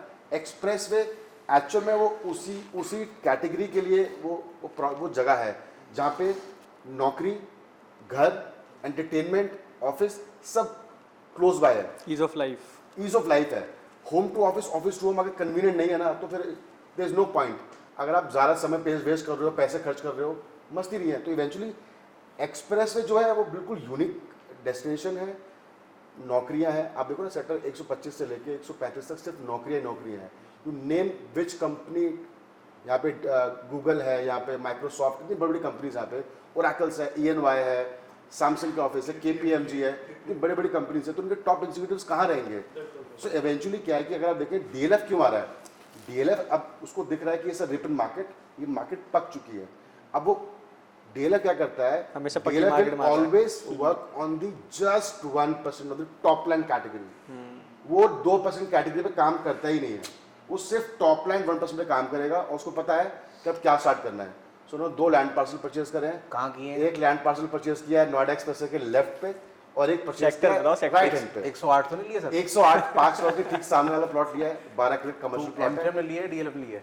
DLF ले चुका है वो, ले आई चुका है। थिंक, मुझे OT न्यूज आ रही है, I am not confirm, but नहीं, न्यूज़ भी थी, ये आर्टिकल आया है DLF और एक लैंड पार्सल उन्होंने JP विस्टॉन के आसपास लिया है, सब big land parcel. But sir double, दूसरा कौन सा? मार्केट डबल की बात हो रही थी, मतलब डबल पे आपको कंपनीज का लगता है, ये वो चीजें लगती है ना कि भाई इसकी वजह से मार्केट डबल हो गई। सो एक्चुअली जब कंज्यूमरिज्म आता है ना, कंज्यूमरिज्म समथिंग और consumerism demand and supply. But क्या होता है, घर में कॉफी बनती है 1 रुपए की सैशे की बनती है ना, बट जाके स्टारबक्स में कॉफी पीनी है, वो लोग यहाँ पे हैं, But मनीष वो भाई- ऑलरेडी शॉपिंग करने, जॉब करने बाहर जाते हैं, वो ग्लोबल बाहर घूमते फिरते देख रहे हैं।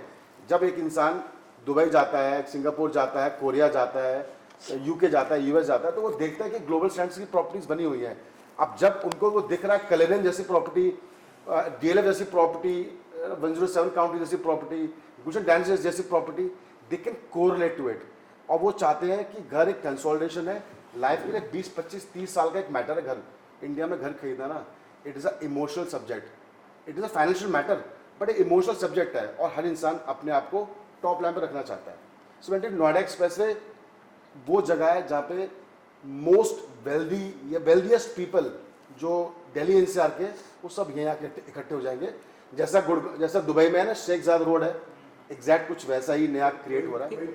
वही उसमें एक पॉइंट और भी है, उसमें आप- टियर 3 के भी बहुत लोग आपसे आ मैं रहे हैं। बात करूंगा, इसमें पूछूंगा मैं कि मार्केट डबल क्यों हुई, मेरे को ये जस्टिफाई थोड़ा सा आंसर इसमें और मैं बताऊंगा। हाँ बताओ ना, बताओ। जो मुझे लगता है, मेरे को जो लगता है ना, जो इसका मार्केट डबल का रीज़न क्या रहा, मतलब एक्चुअली आप कोरिलेट करोगे आप लोग सब, ये कोविड है।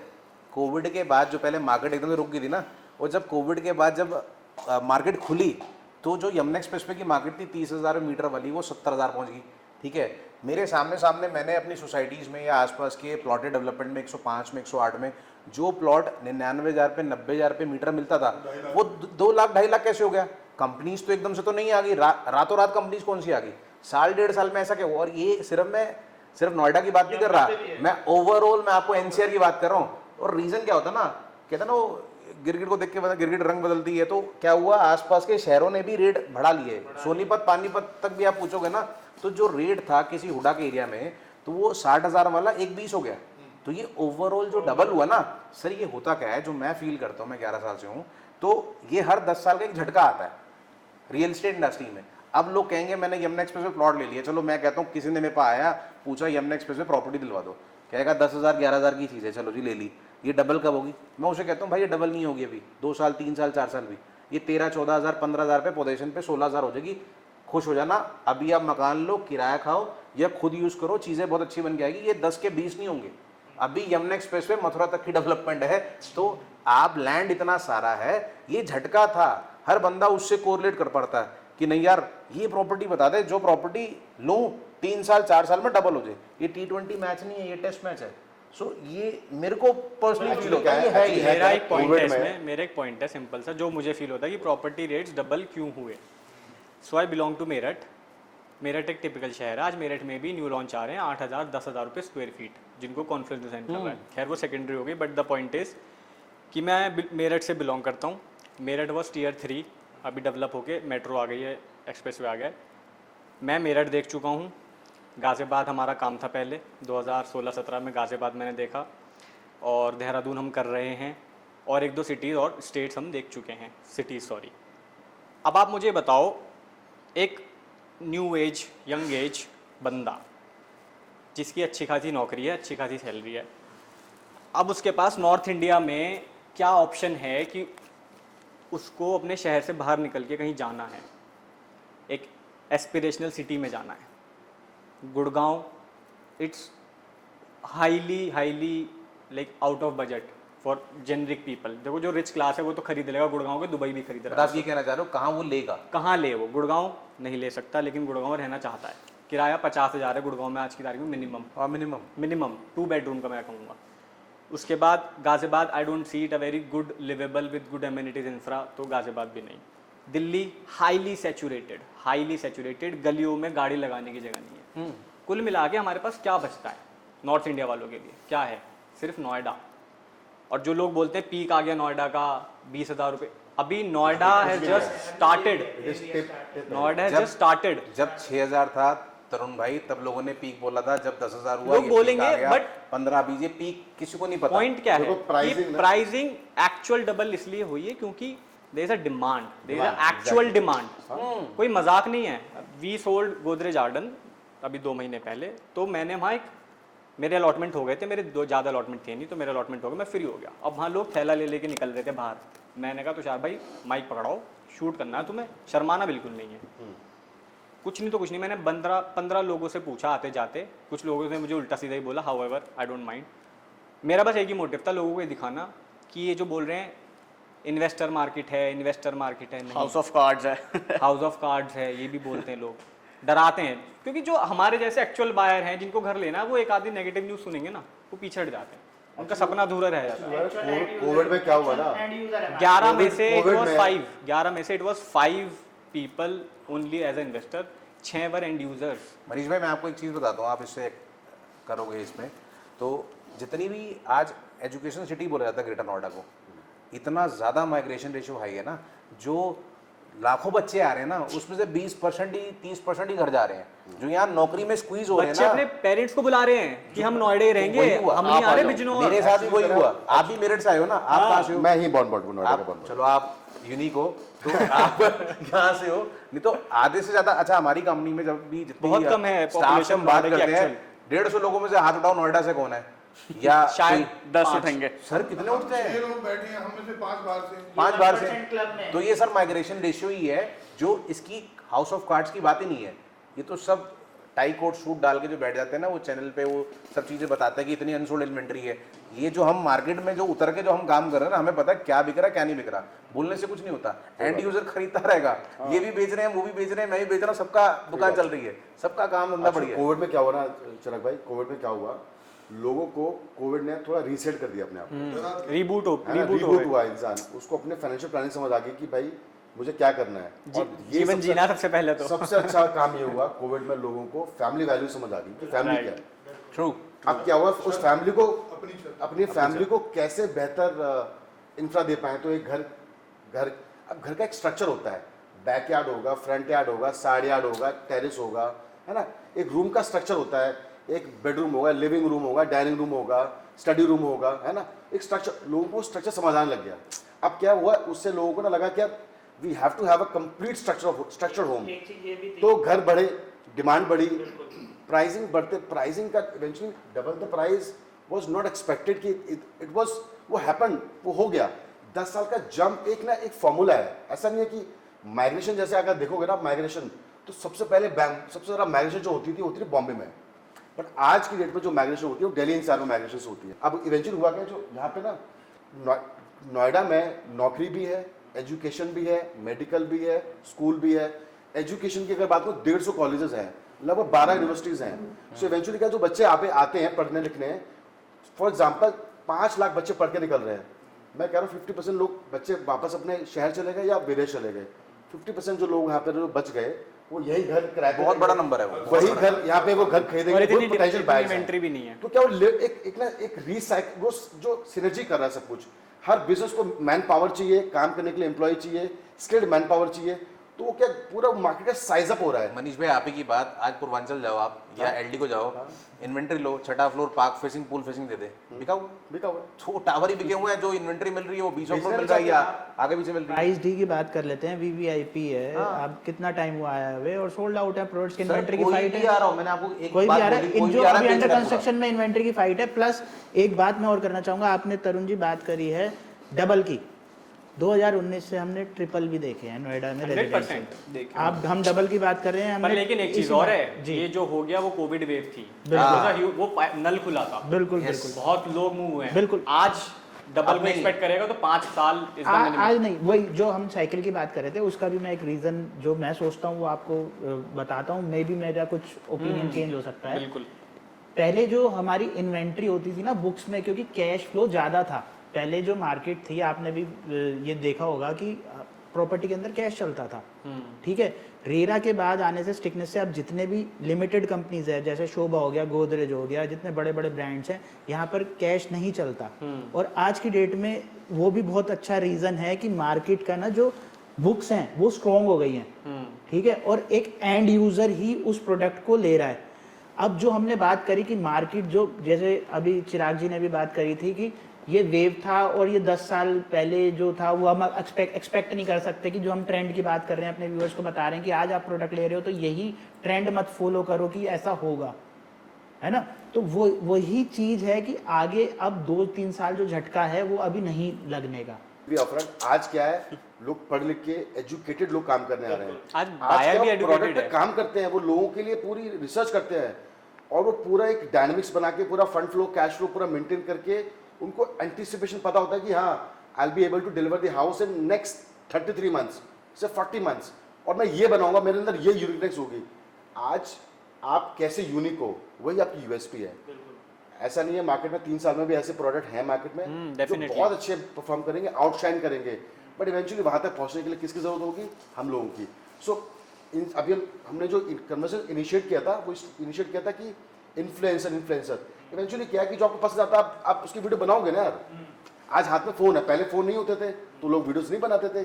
अभी 2-2 लाख रुपए के फ़ोन हाथ में लोग लेके घूमे, से उसे करेंगे क्या। तो वे जो कंटेंट बनाते हैं इवेंचुअली है क्या, एक ट्रांसपोर्टेशन है। पहले लोग अखबार पढ़ते थे, अब अखबार नहीं पढ़ते हैं। मैं तो आई डोंट रीड न्यूज़पेपर, मैं सब कुछ गूगल ऑनलाइन ही पढ़ता हूँ।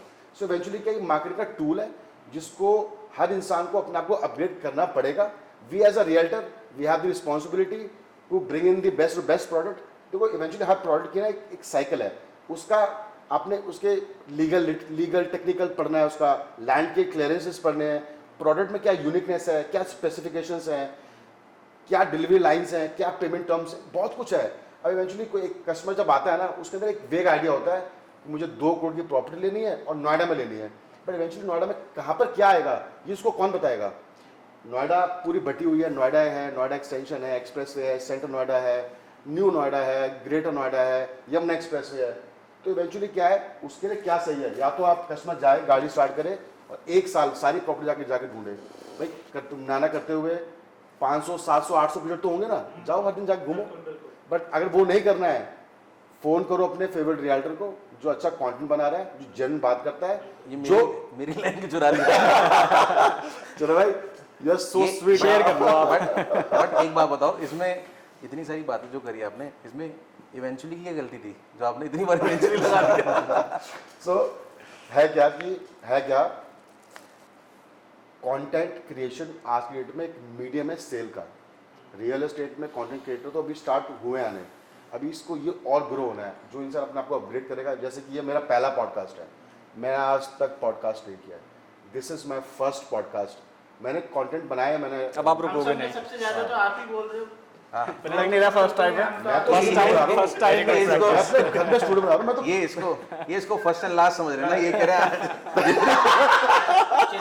चिराग भाई, सर एक क्वेश्चन है आपसे कि कॉमर्शियल की आप कॉर्पोरेट लीजिंग बहुत आपने करी है, और चिराग भाई 140 के बारे में आपसे जानना चाहेंगे, फ्रेश सेल और क्या है आज की कॉमर्शियल मार्केट क्या कह रही है नोएडा की?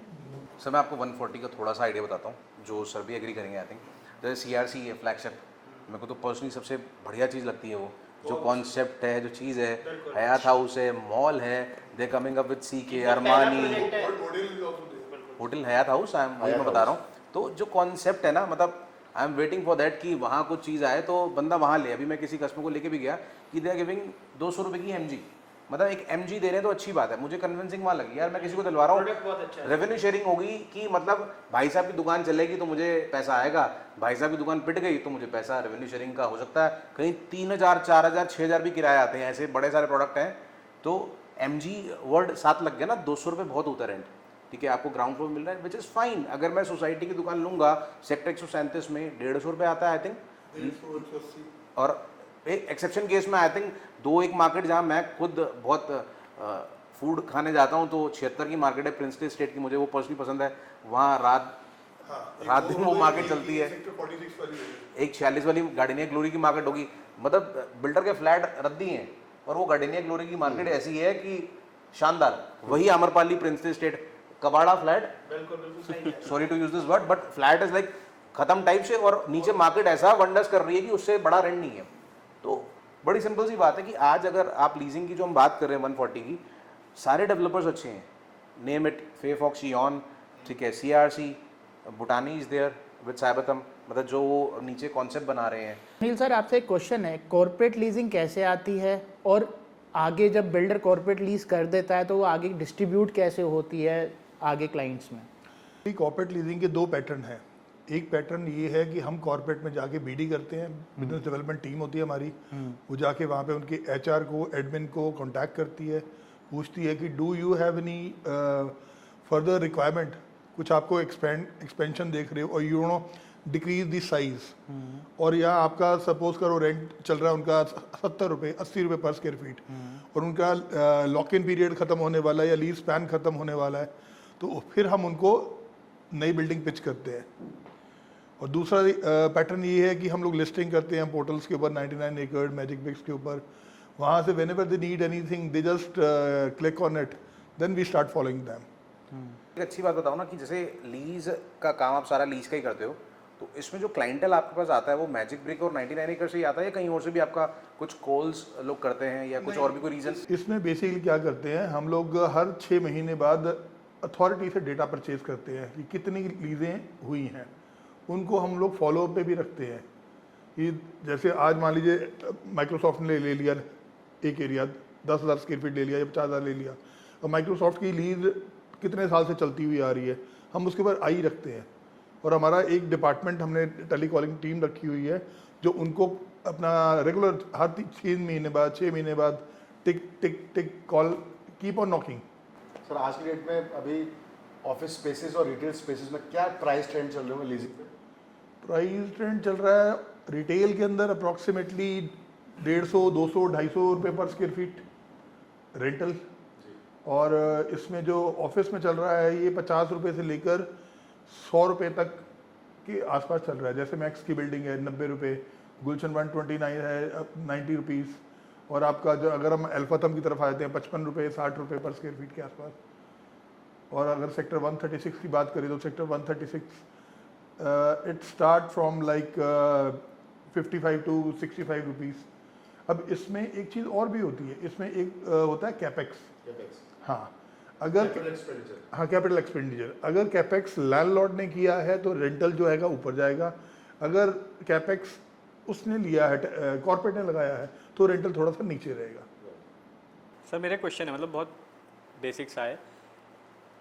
Suppose I have a investor, उसके पास एक अच्छी खासी रिटेल स्टोर है, अब मुझे वहाँ पे एक ब्रांड लेके आना है, तो आपको क्या लगता है कि किसी भी अच्छे ब्रांड को आने के लिए बेसिक रिक्वायरमेंट उनकी क्या होनी चाहिए, सो डैट हम उनको, प्लस एक तो ये, सेकंड की how can I approach them, brand को, और उनको क्या रिक्वायरमेंट्स होती हैं? ब्रांड का हम लोग क्या करते हैं, हम ना जोनिंग करते हैं। जोनिंग इन द सेंस कि इस एरिया के अंदर क्या फुटफॉल है, एक सर्वे करना, क्या क्या ब्रांड बैठे हैं, क्या नहीं बैठे हैं, क्या ला सकते हैं वहाँ पे, कितना फुटफॉल है, कि कितना डेली लोग वहाँ से क्रॉस कर रहे हैं, ये सब चीज़ें। तो ब्रांड में क्या करते हैं कि जैसे अब मुझे 32 ईयर्स हो गए काम करते हुए, सारे ब्रांड के एक्सेस हैं हमारे पास में।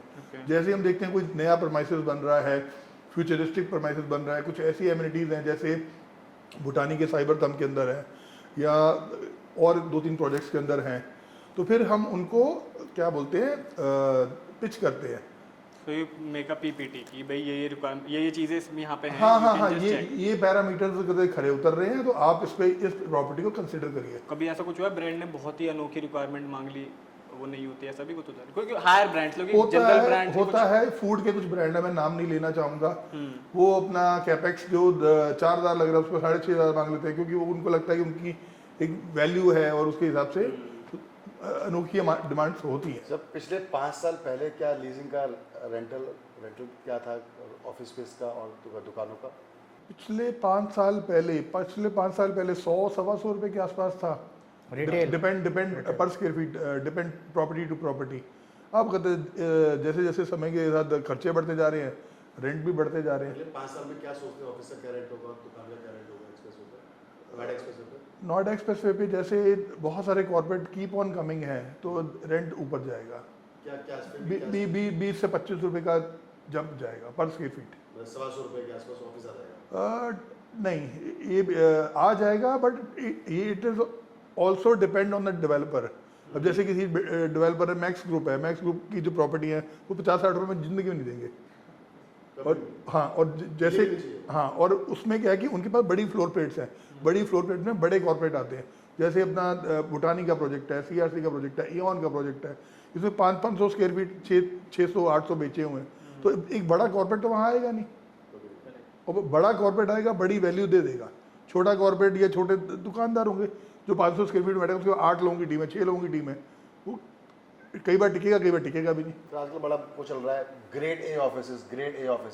क्या होता है grade A offices? Grade A offices कुछ पैरामीटर्स होते हैं, जैसे ग्रीन बिल्डिंग कॉन्सेप्ट के ऊपर बिल्डिंग को बनाना और गोल्ड प्लस कैटेगरी को करना।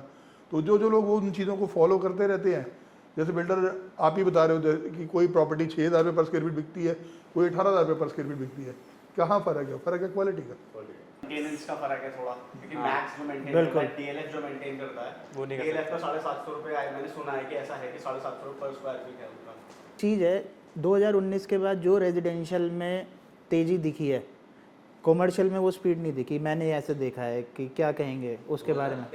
2019 से लेके जो रैली रही है, वो रेजिडेंशियल की जो स्पीड रही है एप्रिसिएशन की, वो ज़्यादा रही है। कॉमर्शियल में जो ऐसा नहीं है। तो उन्होंने ये कहा कि मेरे को इसमें इतने फ्लोर चाहिए और मुझे उस फ्लोर के बीच में ना एमपी थिएटर बनवाना है अपने स्टाफ के लिए। एमपी थिएटर यहाँ पे हम कुछ कर पाए, इवेंट्स या कुछ चीज़ें वगैरह। तो वो उसके लिए उन्होंने वैसे डिज़ाइन किया, और वो इतना बड़ा कॉर्पोरेट है, आप समझ जाओ वो 500 फॉर्च्यून्स कंपनी में से एक आता है, तो उसके लिए उन्होंने डिजाइन किया वैसे वाला टाइप्स की मुझे ऐसे फ्लोर चाहिए जिसमें बीच में से कटआउट निकल के आप ऐसे बनाओ। वो पंचर मारा जाता है स्ट्रक्चर के अंदर। सर क्या है ना, आप ये समझो कि अगर वो लीजिंग कर भी रहे हैं, तो ऐसे कॉर्पोरेट के लिए वो लीजिंग भी कर रहे हैं 24 साल की। अब 24 साल लैंडमार्क भी तो बन जाएगा, प्लस वो केपेक्स अपने लगाएगा।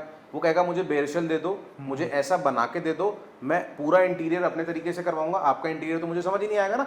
अगर कोई गूगल है या माइक्रोसॉफ्ट है या कोई और बड़ा कोई कॉर्पोरेट है, तो वो अपने तरीके से पूरा उसका इंटरनल चीज़ें वगैरह पूरा, क्योंकि उनके वहाँ तो ऐसा भी होता है कि भाई आपका पूरा स्पेस है, रिलैक्स स्पेस है, आपका गेमिंग जोन है, पूरा इतना पैम्परिंग करने के लिए उनके ऑफिस में रहता है। वेरी बेसिकली जो रियल्टी रिट्स फंड होते हैं इंडिया में, 4-5 रिट्स फंड है जो म्यूचुअल फंड के थ्रू, कैंडोर की तरह। हाँ, तो वो सारे ये जो फंड्स हैं ये बेंगलोर और अब नोएडा में भी आ रहे हैं।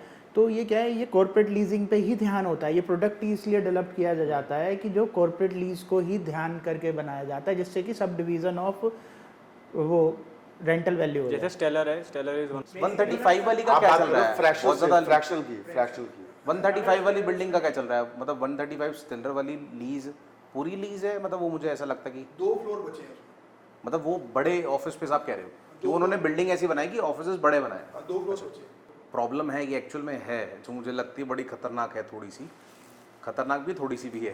तो ये जो 500-600 स्क्वायर फुट वाले जो ऑफिस कट रहे हैं एक एक फ्लोर पे, या पूरी पूरी बिल्डिंग आपने लॉकेबल काट दी, जैसे I will not take name, in Noida extension there are some commercials जहाँ पे आपको एक एक फ्लोर पे 150-150 दुकानें मिल जाती हैं, और वो कमर्शियल काट दिए 200-300 स्क्वायर फुट 400 स्क्वायर फुट के। और सर प्रॉब्लम क्या है ना सर, मेरे को लगता है कि अगर कोई भी ब्रांड, आज ब्रांड पे इतने पैसे हैं, या मैं कभी गोदरेज के साथ कोई चीज़ ऊपर नीचे होती है ना, तो मैं ये उनको बोलता हूँ यार आप पे इतने पैसे हैं, आप ये काम ऐसे हो सकता था और आप तो इसमें छक्का चौका मार सकते थे, तो इसमें ऐसे क्यों नहीं किया।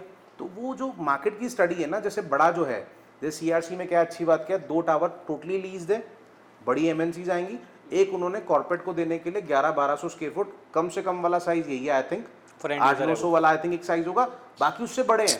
बट वो इतनी सुंदर बनाई है building, just to give the experience to their buyers कि जो ले रहा है 1100-1200 स्क्वायर फुट का, ऐसी छाप छोड़ देंगे कि उसके अलावा उसको कुछ समझ नहीं आने वाला उस सेक्टर में। तो ये मुझे लगता है कि थोड़ा बना लो, बट सारा ही पूरा 400-500 स्क्वायर फुट 600 स्क्वायर फुट की अगर बिल्डिंग बनाओगे, तो आपकी वाली बात मैं बोल रहा हूँ कि 7-8-10 लोग बैठेंगे, 500 स्क्वायर फुट के अंदर लोडिंग होती है, 250 स्क्वायर फुट निकल के आएगा, तो सर वो कितनी लंबा चलेगा, कितनी जल्दी छोड़ेगा, तो वो प्रॉब्लम रहेगी। डेवलपर ने मैंने जो चीज़ नोट करी है, तो उसमें ना जो 500 फुट और 600 फुट की हम बात कर रहे हैं, उन डेवलपर ने क्या करा है कि अंदर ना जिप्सम की दीवार रखी है, इन केस उसको हमें एरिया इंक्रीज करना है या कॉर्पोरेट लीजिंग करनी है ना, तो हम उस पर जा सकते हैं, वो ऑप्शन है। सर वो ब्लॉक है, एश ब्लॉक है, उसमें क्या ना एक दीवार पक्की है, एक एश ब्लॉक है, तो वो टूट जाती है। सर अभी मुझे किसी का लेआउट दिखा रहे थे, तो उसमें 900 स्क्वायर फुट वाले मल्टीपल करके 5000 स्क्वायर फुट वो ऑफिस बन रहा है। बिल्कुल ठीक है, तो होता है ऐसे ही है। अब क्या कर सकते हैं एट द नहीं, एंड पर ऑफ द उसमें एक चैलेंज नहीं है कि इंडिविजुअल्स को वो सेल आउट हुआ हुआ है। सर, आप एक अब बात मैं लीज कर रखा है एक अपनी इंडिविजुअल को, अब बराबर वाला ऑफिस मैं नहीं देना चाह वही रहा। बात बताता हूँ, सारे लोग एग्री करेंगे कि आज अगर आज कोई कमर्शियल बिक रहा है ना, सो कमर्शियल जो बिक रहा है, कहीं पे अगर आपको रेस्टोरेंट की शॉप मिल रही है, मतलब जो भी बिग चिल हो गया, चिलीज हो गया, ऐसा कुछ कहीं लीज्ड आउट है, वहाँ 300, 350, 400 स्क्वायर फुट की दुकान मिल रही है, या गीतांजलि है, वहाँ 300-400 स्क्वायर फुट की दुकान मिल रही है, एंड यूजर तो सर 1.5-2 करोड़ का ही है ना सर। अब एंड वो यूजर तो सर चलो ब्रांड लीजिंग हो गई सर फॉर ऑफिस यूज। उसी की बात कर रहा हूँ सर, दोनों कॉम्बिनेशन वही निकल के आते हैं, ऑफिस छोटे छोटे या कमर्शियल छोटे छोटे। अब मेरे पास 18-20 करोड़ 25 करोड़ का तो चलता फिरता बाहर नहीं है, नहीं, जो सारी दुनिया काम कर रही है, उसी पे आ रहा हूँ।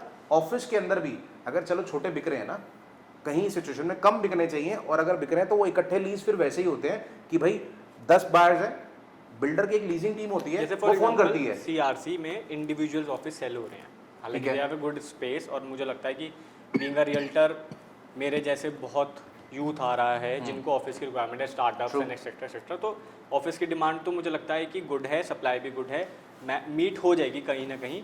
बट ये वाला क्वेश्चन था कि रिटेल तो चलो एक पूरी कंपनी पे लीजिंग राइट है, कंपनी ही उसे लीज करेगी, बिग चिल लाए या कोई भी बड़े से बड़ा ब्रांड लाए, उसमें से इंडिविजुअल्स को उनका शेयर मिल जाएगा, रेंटल मिल जाएगा।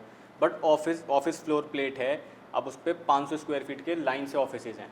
अब मेरा एक ऑफिस स्पेस है, मैंने उसको लीज कर दिया एक इंडिविजुअल को, बराबर वाला चाह रहा है कि भाई तू मुझे अपना ऑफिस स्पेस दे दे, क्योंकि मैं एक बड़ा फ्लोर प्लेट बना के उसको, वो तो पॉसिबल नहीं है ना। मैंने वही बोला, वो जुआ है, वो चल गया तो ठीक है, अगर वो लीज हो गया तो ठीक है, अगर वो नहीं लीज हो रहा तो थोड़ा बेचना हो तो कैसे बेचोगे? प्रॉब्लम एग्जैक्टली हुई ना सर, प्रॉब्लम क्रिएट तो होगी। मैं वही बात बोल रहा हूँ कि इसमें प्रॉब्लम तो है। ये ज़्यादा वाला लॉकेबल छोटा नहीं बनाना चाहिए, अगर लॉकेबल बनाना भी चाहिए 1000 स्क्वायर तो फीट हाँ, good. 1000-1200 स्क्वायर फुट में, जहाँ पे size.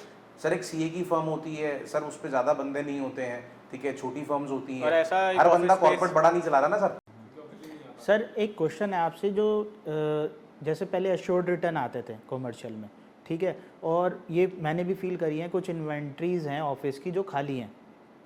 अब जो मार्केट की स्टडी हमने भी करी है, तो काफ़ी सारे ऑफिस स्पेस आज की डेट में भी अच्छी बिल्डिंग्स में, कॉर्पोरेट बिल्डिंग्स में खाली हैं, लोगों ने एश्योर्ड रिटर्न पे लिया था, और आज की डेट में वो रेट भी अप्रिसिएशन नहीं आया, ये मैंने नेचुरल देखा है सर, तो इसके बारे में थोड़ा सा बताएं। एश्योर्ड रिटर्न माल बेचने का एक तरीका है जो मैथमेटिक अगर प्रैक्टिकली हो गए चलो तो पॉसिबल ही नहीं है। आपका वो मीटर बंद होना ही चाहिए, नहीं तो आप कितना पैसा दोगे। ये कोई प्रैक्टिकल सॉल्यूशन है नहीं एश्योर्ड रिटर्न। ये तो माल, हाँ, आदमी को लालच देना कि भैया देखो तेल तिलों से निकलता है, तेल तिलों में से निकलता है। तो जो आप ले रहे हो सकता है उसके अंदर चीजें इसमें किया गया, आपको 3,000 रुपए का माल 6,500 में बेच आपके के पैसे में से 1,500 आपको रुपए दे दिया। आप ही को आपके पैसे बिल्कुल, बिल्कुल। इकट्ठे लेके किस्तों में दे दिए। अब ये चीजें कम भी होती जा रही हैं डे बाय डे। इनफैक्ट रीरा की स्टिकनेस के साथ साथ लोग कंज्यूमर अवेयर हो गया, उसको पता है उसे क्या चाहिए। डेवलपर एक्चुअली क्या है, इसकी प्रॉब्लम है कि मैंने जो देखा है कमर्शियल में, जो डेवलपर होता है उसका खुद का क्या विजन है, क्या उसका अपना स्पेस उस कमर्शियल बिल्डिंग के अंदर उसका अपना स्टेक है कि नहीं। अगर उसका स्टेक होगा तभी वो प्रॉपर्टी मैनेज होगी। कमर्शियल में एक ही थंब रूल काम करता है, it has to get manage. अगर वो मैनेज नहीं हो रहा है तो वो लीज नहीं होगा। प्रॉब्लम क्या है, छोटे छोटे स्पेस सेल करने से ना आप अपने प्रोजेक्ट को एक अपस्केल नहीं कर सकते। उससे क्या होता है कि कई बार क्या होता है कि एक स्पेस खाली है, बराबर खाली नहीं है, भरा हुआ है और अनइवन है, तो उससे ना वो वाइब नहीं क्रिएट हो सकती। अब इवेंचुअली क्या, मान लीजिए 100 दुकानें हैं, 100 में से 30 चलती हैं, तो कैसे मेंटेन होगी? 100 की 100 चलेगी तब मेंटेन होगी ना प्रॉपर्टी। तो इवेंचुअली क्या है कि जो बड़े स्केल के लोग काम, बड़े कॉर्पोरेट्स हैं या फिर डेवलपर जो है, उसको अपनी प्रॉपर्टी को मैनेज करना, सही से मैनेज करेगा तो अच्छी लीजिंग 100% होती है। ऐसे हमारे पास बहुत सारे स्पेसेस हैं पूरे एक्सप्रेसवे पे जो पूरा फ्लोर प्लेट ही देते हैं, 5,000 स्क्वायर फीट से नीचे स्पेस देते ही नहीं है, बट वही आगे हम लोग देखते हैं कि वो अच्छी प्रॉपर्टी है। तो एक कमर्शियल प्रॉपर्टी में कोई जुआ तो नहीं है, it is just pure science. आपका डेवलपर क्या है, क्या प्रोसेस है, क्या प्रोडक्ट बना रहा है, और आप खुद एज अ कंज्यूमर आप उसमें क्या लेने जाना चाहते हो। हाँ, मुझे एक प्रॉब्लम लगती है मुझे आज की डेट में, जो मैं आज यहाँ डिस्कस करना चाहता हूँ, वो बहुत इंपॉर्टेंट प्रॉब्लम है एड्रेस करना। आदमी आज लॉकेबल स्पेस रहता है, तो उसको पता है कि ये स्पेस मेरी है, लॉक इन की मेरे पास है, मैं सेल्फ यूज़ कर लूँगा, कम रेंटल पे दे दूंगा किसी को किराए पे, कम रेट पे बेच दूंगा। बट प्रॉब्लम क्या आती है, जब डेवलपर लीज कर रहा होता है और आपको अश्योर्ड रेंटल देता है और आपको लीज गारंटी देता है, अगर वो लीज ना हो 3 साल के बाद, फिर वो पेन है, वो ना बिकती है, ना वो उसका आगे का पूरा रेजोल्यूशन क्लियर होता है। तो इवेंचुअली वो कहीं ना कहीं कमर्शियल बैंक जो है वो लोगों को बहुत फंसा रही है। अश्योर्ड एंड 24% का, होम लोन 9% का, डेवलपर तो ऑलरेडी मेकिंग मनी, बट उसमें पिस कौन रहा है? कंज्यूमर, कस्टमर, छोटा बायर, वो फंस रहा है। अब मनीष भाई, एक सबसे बड़ा चीज़ है कि बिल्डर भी खेल रहे हैं। जो ब्रांड है, मैं नाम नहीं लूँगा, आप भी समझ जाओगे, नोएडा एक्सटेंशन के अंदर एक बिल्डर का एक कॉमर्शियल हिट हो जाता है, उसके बाद वो 4 कॉमर्शियल बना देता है। ब्रांडेड बिल्डर है, मैं नाम नहीं लूँगा, आप भी नहीं इसमें लेंगे। तो उसके बाद उन्होंने जो इन्वेंट्री बना दी ना, आज 3-3 साल से मेंटेनेंस भर रहे हैं, कुछ नहीं हुआ है उन नोएडा एक्सटेंशन की प्रॉपर्टी की। और हम इसीलिए कहते हैं 70% जो रेशियो निकल के आता है ना दिल्ली एनसीआर का, 70% मॉल फेल होते हैं। उसमें कहाँ गलती इन्वेस्टर की थोड़ी गलती होती है, गलती डेवलपर की है। डीएलएफ ने ऐसा क्यों बनाई बेंचमार्क, अपनी क्यों इज्जत इतनी बना दी? क्योंकि उनके वहाँ पे कोई ब्रांड अगर अच्छा परफॉर्म नहीं कर रहा, वो हर ब्रांड का ना, जैसे आप कोई brand X brand, Y brand, Z brand खोल के बैठे हैं, हमारे फुटफॉल, अगर आपका मंथ का फुटफॉल 20,000 लोग आप लेके आ रहे हो मॉल के अंदर, ये 4,000 लेके आ रहे हैं, मैं 1,000 लेके आ रहा हूँ, मेरे को सर वो डेडलाइन दे देंगे कि आप अपना छोटा कर लो।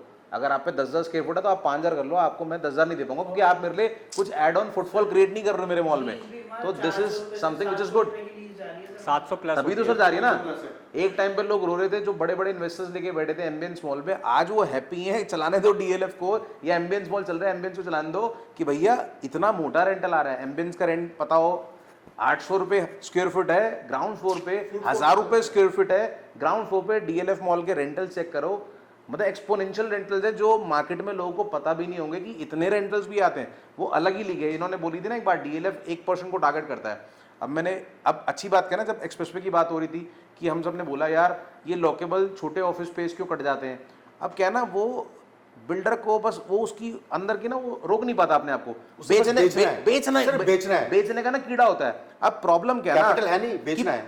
कोई लाला बिल्डर है, उसको पता है कि मेरे को डेली का गल्ला चाहिए, पैसे चाहिए, वो रोक ही नहीं पा रहा। अब डीएलएफ को पता है, मैंने मार्केट सेट कर दिया। अब डीएलएफ का किसी दिन आप सुनोगे नहीं कि 2 करोड़ का प्लॉट आ रहा है डीएलएफ का यमुना एक्सप्रेस पे, वो लाएगा ही नहीं सर। उसका पता है लोगों को कि वो 10 करोड़ 15 करोड़ की चीज लेके आएगा, बिलो 10 करोड़ उसकी चीज अच्छी वाली एनसीआर में नहीं आएगी। तो 1% को टारगेट करना है, तो उसका माल भी वो खराब हो जाएगा ना वहाँ पे। अगर वो ले आया 2 करोड़ का 3 करोड़ का, तो उसे माल भी खराब नहीं करना, उसे अपनी इमेज भी नीचे ही नहीं करनी, उसे अपना वही एक लेवल स्टैंडर्ड मेंटेन रखना है। जैसे अगर आप 5 स्टार होटल्स में ताज ओबरॉयज है सर, 2015 में मुझे अपनी पहली गाड़ी जब मैंने ली थी रियल एस्टेट के ज्वाइन करने के 1 साल के अंदर, तो मुझे आधा घंटा लगा था -3 में -3 से ऊपर ग्राउंड तक निकालने में गाड़ी। जीआईपी की बात कर रहा हूँ मैं। ग्रेट इंडिया प्लेस वो मॉल था जब लोगों के जो एक ही था वो। स्कूल्स होते हैं ना, जो 2 टियर 3 टियर सिटी से आते हैं लोग, उनको यहाँ पे वर्ल्ड्स ऑफ वंडर में पूरा उनका एक्टिविटी जोन था। इतना बढ़िया कॉन्सेप्ट था, बट उसके पीछे कुछ ना कुछ रीज़न रहे जिसने वो मॉल बनाया, रजिस्ट्री नहीं हुई है, 10 तरह की चीज़ें। और प्लस जब DLF आ गया तो सर हथौड़ा तो पड़ना था। अब वो हथौड़ा ऐसा पड़ा कि ब्रांड ऐसे आ गए, लोगों को ना सर फ्री का एक्सपीरियंस है। सर जितने छोटे शहर के मॉल है ना सर, कई लोग ऐसे भी हैं सर कि वो लाइट कटती है तो मॉल चले जाते हैं ना सर, कि वहाँ पे AC की हवा खा लेंगे तो वहाँ ठंडी हवा मिलेगी। तो सर अब DLF आ गया नोएडा के अंदर और वहाँ पे उनको एक्सपीरियंस इतना बढ़िया मिल रहा है, वाव फील फैक्टर मिल रहा है। पहली बात है, मुझे पैसे नहीं खर्च करने मॉल में 80% विंडो शॉपिंग होती है। आप और मैं कब कपड़े टी शर्ट पैंट खरीदते हैं? जब हमारा कोई फंक्शन, शादी या कोई घर में ओकेजन होता है, या जनरली कोई डिस्काउंट लगा, मेजरली तब होती है शॉपिंग। और डिस्काउंट लगते रहते हैं आज की डेट में फ्रिक्वेंटली, बट फूड कोर्ट बहुत ज़्यादा चलता है। तो सर हम खाने पीने तो जाते हैं, बट विंडो शॉपिंग करके नीचे देख आते हैं डिस्काउंट कब लग रहा है, बता दियो मुझे, फ़ोन करियो ये कब आ रहा है। क्योंकि मुझे सर 1 लाख की शॉपिंग करनी है, तो मैं उसमें सर 2 लाख के कपड़े खरीद लूँगा ना, 50% डिस्काउंट आएगा। तो अगर मजबूरी है तो मैं ले लूँगा। तो DLF अगर मेरे को एक्सपीरियंस इतना अच्छा दे रहा है, सारे ब्रांड्स दे रहे हैं कि छत के नीचे, तो वाई नॉट DLF? मतलब अगेन जो अच्छा देगा वही बंदा जाएगा। हर मॉल की एक शेल्फ लाइफ होती है, और कुछ मॉल्स लेगेसी के लिए क्रिएट किए जाते हैं। और लेगेसी वो क्रिएट कर सकते हैं जिसके पास कैपिटल है, विजन है, थॉट प्रोसेस है, विजन है, एथिक्स है। कुछ डेवलपर ऐसे हैं जो मॉल्स में या कमर्शियल्स में they are doing absolute great, बहुत अच्छा काम कर रहे हैं। कमर्शियल में किसी को इन्वेस्टमेंट करनी है तो वो एक्सपर्ट के बिना ना है। बिल्कुल नहीं करनी चाहिए। सर आई एम डूइंग एक छोटा सा और स्टैट्स दूंगा मैं। नोएडा, ग्रेटर नोएडा में we need 36 million square feet office, we only have 3 million square feet. Look at the gap, कितना बड़ा गैप है।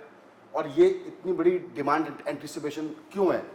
एक्चुअल में हो क्या रहा है, अगर आप देखेंगे पूरी ज्योग्राफी को देखेंगे, नोएडा, ग्रेट नोएडा, यमुना एक्सप्रेस में जितनी इंडस्ट्रीज हैं, ईस्टर्न और वेस्टर्न डेडिकेटेड फ्रेट कॉरिडोर से, मतलब गुजरात से या ईस्ट की तरफ से बेल्ट से रोड बनाई गई हैं, ट्रेन बनी हुई है, वहाँ से कच्चा माल आता है, फिनिश प्रोडक्ट बनता है यहाँ पे, है ना। और वो सामान जो है वो DMIC की जो रेलवे ट्रैक बन रहा है, वो रेलवे ट्रैक से सीधे बॉम्बे पोर्ट जाएगा और वहाँ से पूरी दुनिया में एक्सपोर्ट होगा। आप इमेजिन करो, यहाँ पे यहाँ पे प्रोडक्ट बन रहा है, सामान बन रहा है, वो बाहर एक्सपोर्ट हो रहा है, तो कहीं ना कहीं वो कंट्रीब्यूट कर रहा है ग्रोथ को। अब क्या है, HR, अकाउंटिंग, हर काम फैक्ट्री से नहीं हो सकता, आपको you need office space. So eventually क्या है, वी नीड इट, बट क्या है, अच्छी ऑप्शंस कम है। प्रॉब्लम वहाँ है। और प्रॉब्लम ये है कि कोई भी बिल्डर कमर्शियल बना दे रहा है, बनाने चल दे रहा है। क्यों? उसमें पैसे कम से कम लगते हैं, ज़्यादा प्रॉफिट होता है। 132 के आसपास जो भी है अनस्टैब्लिश्ड है, डिलीवरी नहीं हुआ, हैंड ओवर ही नहीं हुआ, लोग ही नहीं है। अब इसके ऑपोजिट दूसरी रोड पे क्या होता है, वहाँ पे है ग्रैंड स्ट्रीट है, वहाँ पे सारे टॉप ब्रांड आए हैं, हल्दीराम्स है, वहाँ चायोज है, दरियागंज, स्टारबक्स, दरियागंज है, उनकी लीजिंग, उनका मेंटेनेंस Maintenance वहाँ तो वहाँ जैज़ चलता है, music। मैकडी, आपका वॉशरूम मैनेज है, पार्किंग मैनेज है, एंट्रेंस एक्सपीरियंस अच्छा है, AC चलता मुझे है, पता लग तभी गया चलेगा आपने मॉल। हल्दीराम बंद करा है।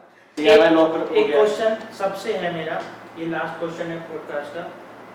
क्या बेस्ट आप लोगों के हिसाब से हम 5 कॉमर्शियल निकालते हैं जो आज की डेट में इन्वेस्टमेंट की टिकट साइज 75 लाख से 1.5 करोड़ के बीच में, कौन से बेस्ट 5 ऑफिस स्पेसेस नोएडा के?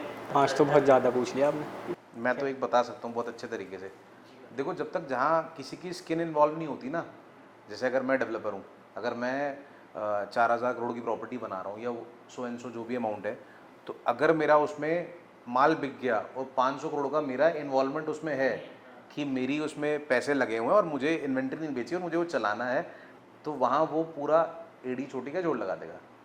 जिसके मायने में मुझे जो चीज़ समझ आती है, दैट इज CRC फ्लैगशिप, जो मुझे बहुत शॉर्टेड तरीके से समझ आती है। जितना फाइन रिफाइन वो बिल्डर काम करता जा रहा है, मतलब आई थिंक नोएडा में नाम लोगे तो टॉप 3-5 पे लोग बार बार नाम ले लेंगे। बड़ा रिसर्च करके प्रोजेक्ट बनाया है वो। सर रिसर्च करने के साथ साथ आप देखो ना कि जो डेवलप की है उन्होंने सारी स्टडी ऐसे करी है कि उसके मॉल के बराबर में हयात हाउस है, फायसा होटल है, बीच में मॉल रख दिया, मॉल के अंदर ब्रांड्स कौन से लाने हैं, फुटफॉल क्रिएटर कौन से ब्रांड है, और नॉर्थ ईस्ट डायरेक्शन में उन्होंने गार्डन बना दिया 2-2 एकड़ का, जहाँ पे कि धूप नहीं आती, जहाँ पे लोग एंजॉय कर पाएँ आफ्टरनून के टाइम में। और उन्होंने जितने भी CEOs हैं या CFOs हैं उनके लिए ऊपर से कार वॉक एरिया पूरा बना दिया कि डायरेक्टली वो ऊपर से जाएंगे, नीचे से पूरा कैब सर्विसेज का बना दिया, इधर से लॉकेबल कर दिया, पीछे से उन्होंने वैसे वाला कर दिया, MNCs को दे दिया, उन्होंने लीज भी सारा कर दिया। अंदर खाते तो लीज हुआ पड़ा सारा का सारा ना।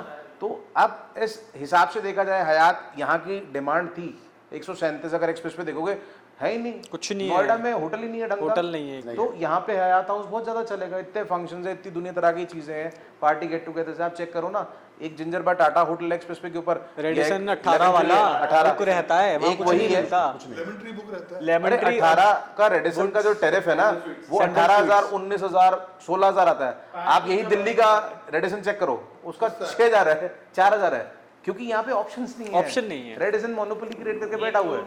CRC जो आपने सजेस्ट करा, मनीष भाई आप क्या बताएं? देखो मेरी अगर मैं रेट करूं तो मुझे लगता है कि CRC फ्लैगशिप वो बहुत बहुत थॉटफुल डिज़ाइन है, वो पूरा इकोसिस्टम है, ऑफिस स्पेसेस हैं, रिटेल स्पेसेस हैं, फूड स्टोर्स बने हुए हैं, सायोग्राफी उसकी बहुत अच्छी है, एंट्रेंस एक्सपीरियंस बहुत अच्छा बना रहे हैं, फ्रंट पे ज्वेलरी स्ट्रीट बना रहे हैं। इवेंचुअली का सेक्टर 140 इमर्जिंग मार्केट है क्योंकि ये FNG पे लगी हुई मार्केट है। बट इसके अलावा एक और तो बताओ, मैं हमारी बता- नॉलेज अपग्रेड बियॉन्ड मुझे अच्छा लगता है, लो टिकट साइज के लिए, यूटिलिटी के हिसाब से अच्छा। अगर प्रीमियम ऑफिस चाहिए आपको तो गुलशन 129 मुझे समझ आता है कि एक अच्छी बिल्डिंग है। इट इस बुके भी मुझे अच्छा लगता है। 153 एस का जो नया प्रोजेक्ट है वो उस बेल्ट में एक अच्छा काम करेगा। 1 FNG मुझे I love the product, it is very beautiful. Yes again बहुत अच्छा लगा सर, आज आपने टाइम दिया सबने, और बहुत बहुत शुभकामनाएं हैं, आपके सबके चैनल हैं और बहुत अच्छा आप लोगों को देख के मैं फॉलो भी करता हूं और कुछ सीखने, हर आदमी से कुछ सीखने को मिलता है, ठीक है। और सब अपने क्षेत्र में कुछ ना कुछ एक्सपर्टीज़ है, और आप लोग जो एक्चुअल होता है ना, आप लोग वो हो कि आप एक इनपुट दे रहे हो व्यूअर्स को। ऐसा नहीं है कि प्रोडक्ट बेचना है, आप डेप्थ में जाके प्रोडक्ट के समझ रहे हो, और इतना इंसाइट मेरे को खुद सीखने को मिला है। आज मेरे को भी 20 साल हो गए इस इंडस्ट्री में, और आज मैं भी कुछ इनपुट लेके जा रहा हूँ। Thank you very much. Hope हमारी जो ये कोशिश है beyond the headlines with Manoj Gakhar की, जिसमें कि हम सोशल मुद्दे और ज़मीन से जुड़े हुए सच, क्या रियलिटी सेक्टर में हो रहा है या सोशल अवेयरनेस के जो मुद्दे हैं, हम इसमें लेके आते हैं। और जो लोग, जो इंस्पायरिंग स्टोरीज़ होती हैं वो हम इसमें कवर करते हैं। आप अगर आपको अच्छा लगता है ये पॉडकास्ट तो आप हमें सब्सक्राइब कर सकते हैं और हमारे कमेंट सेक्शन में अपना व्यूज़ रख सकते हैं। Thank you.